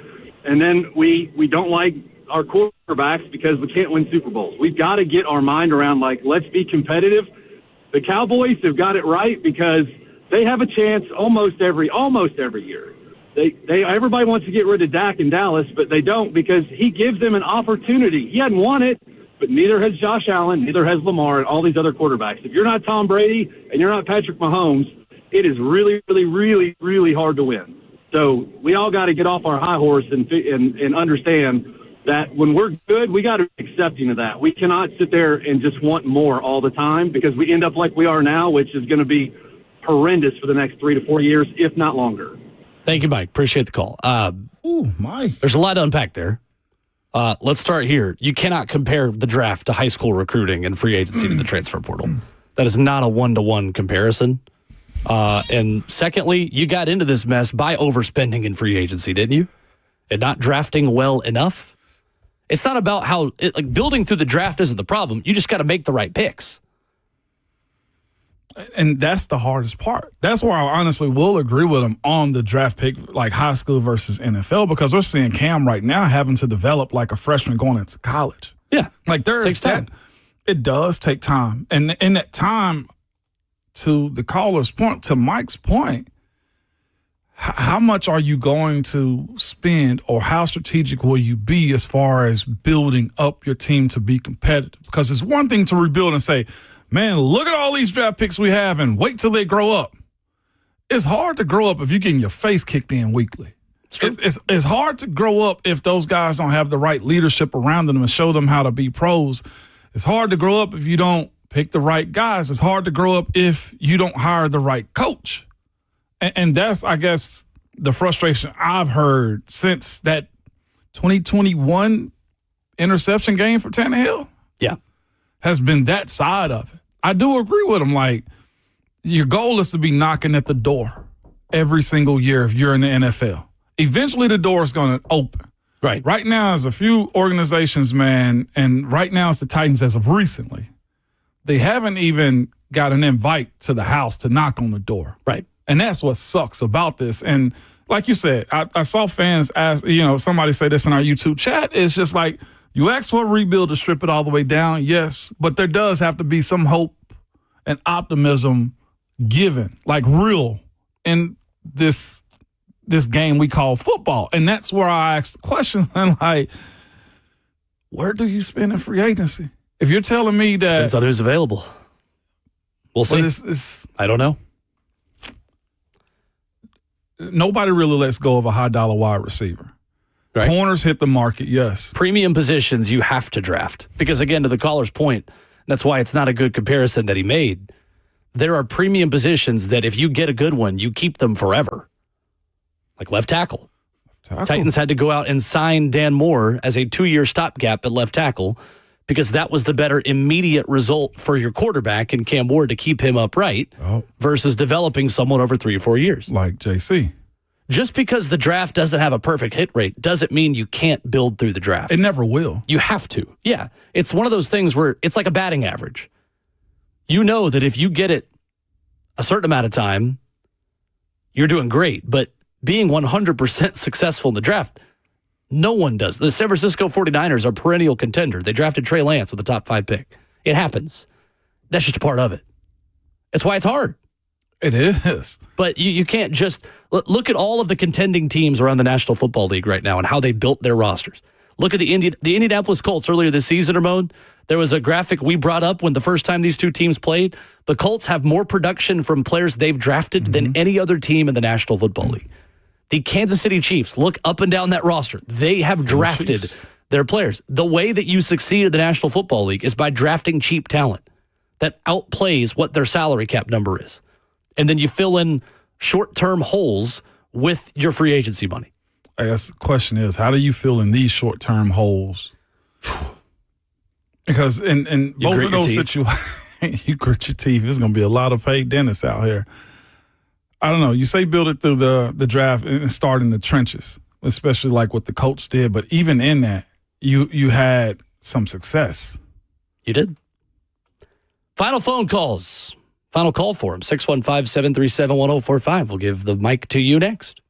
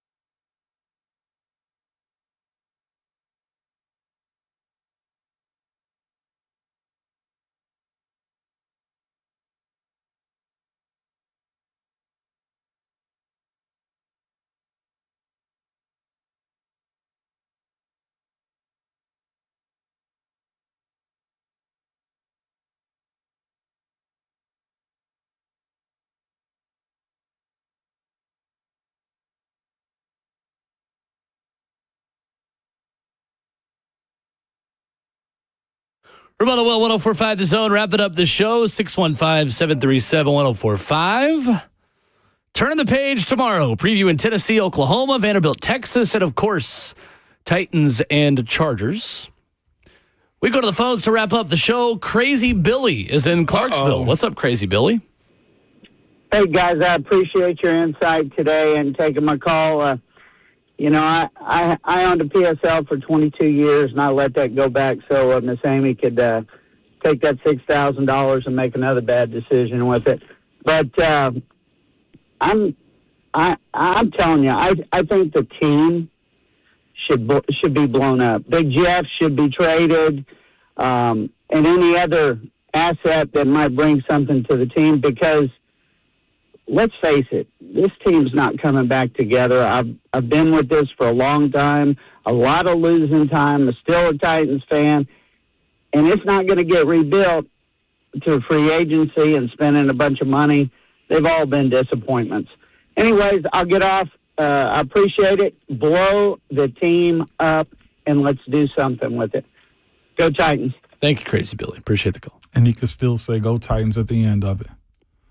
$6,000 for tickets. He's crazy.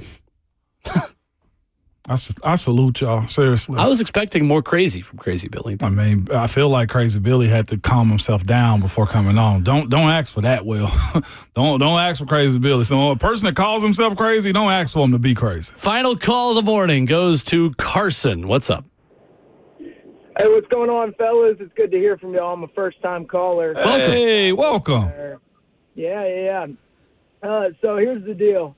I'm sitting here waiting on an Adam Schefter notification saying that Jeffrey Simmons has been traded.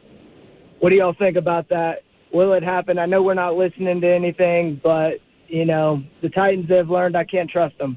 That's what I've learned from this team. Carson, real quick before we answer that, do you want them to trade him? What's your opinion on it? Honestly, I don't, but I know what the team needs right now, and it's probably not Jeffrey Simmons, and I want to see Big Jeff go do something somewhere else. If we don't trade him, I want us to draft somebody who will be a wrecker on defense with him. All right, thanks, Carson. Appreciate the call. I would be very surprised if they traded Jeffrey Simmons. You know where I'm at on this. Well, there's two different questions, though. The question is not do you want them to, is do you think they will? I would be shocked.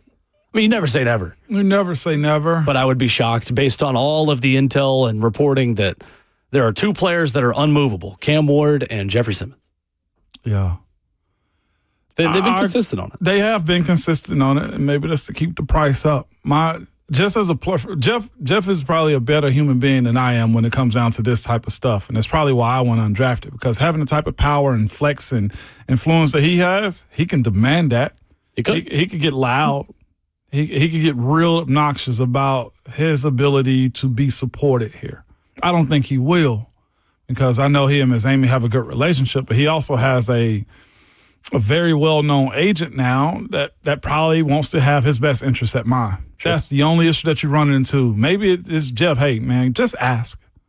Hey, can you just, I don't even know who it is that is his agent, but I know it's a big-time guy. There's a new one now, yeah.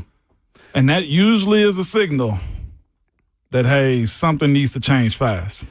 More on this tomorrow morning. I know some of you didn't get to call in. Of course, we'll take your calls tomorrow.